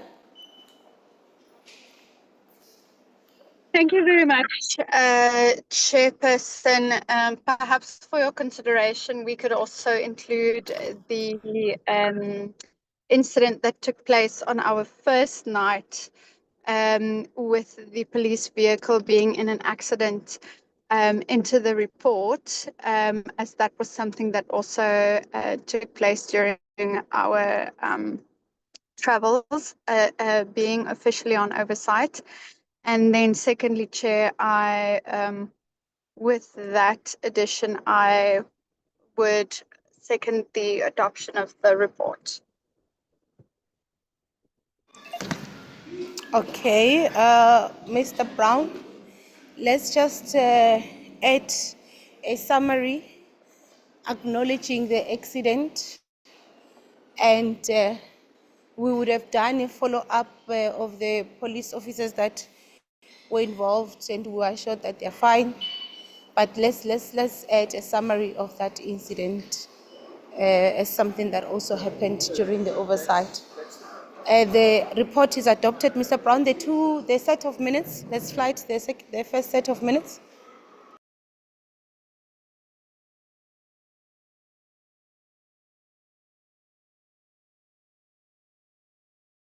Thank you very much, Mr. Brown. Honorable members, this is the first set of minutes of the 3rd of February.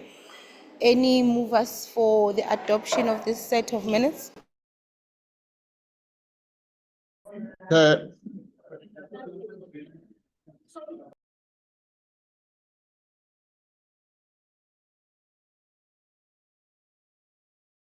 Honorable Low. Thank you very much, Chair.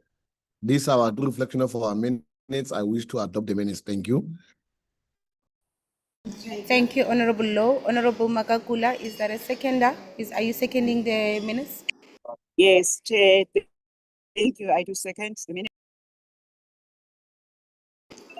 Thank you very much, Honorable Makakula. The minutes are adopted. Mr. Brown, the second set of minutes.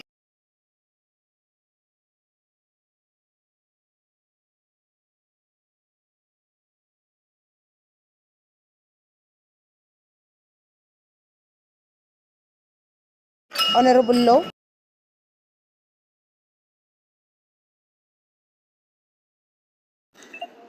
Honorable Low, are you okay? That is a legacy hand. Okay. Honorable members, these are the set of minutes of the meeting that was held on the 17th February, where we were dealing with the 2025 NSC examination outcomes and the second chance matric program. Any movers for the adoption of the set of minutes?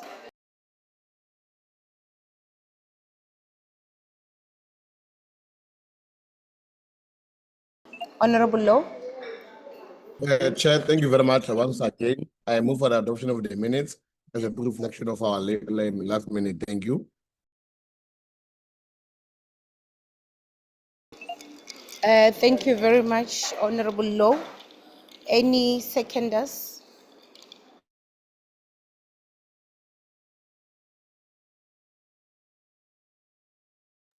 I can't second, Chair, was not there. Thank you, Honorable Makakula. Any seconders to the set of minutes?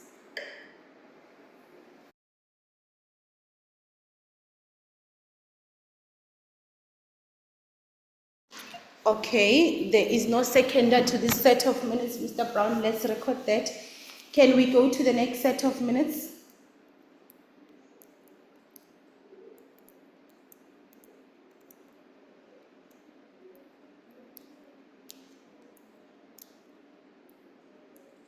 Okay, this is the last set of minutes, Mr. Brown. Am I correct?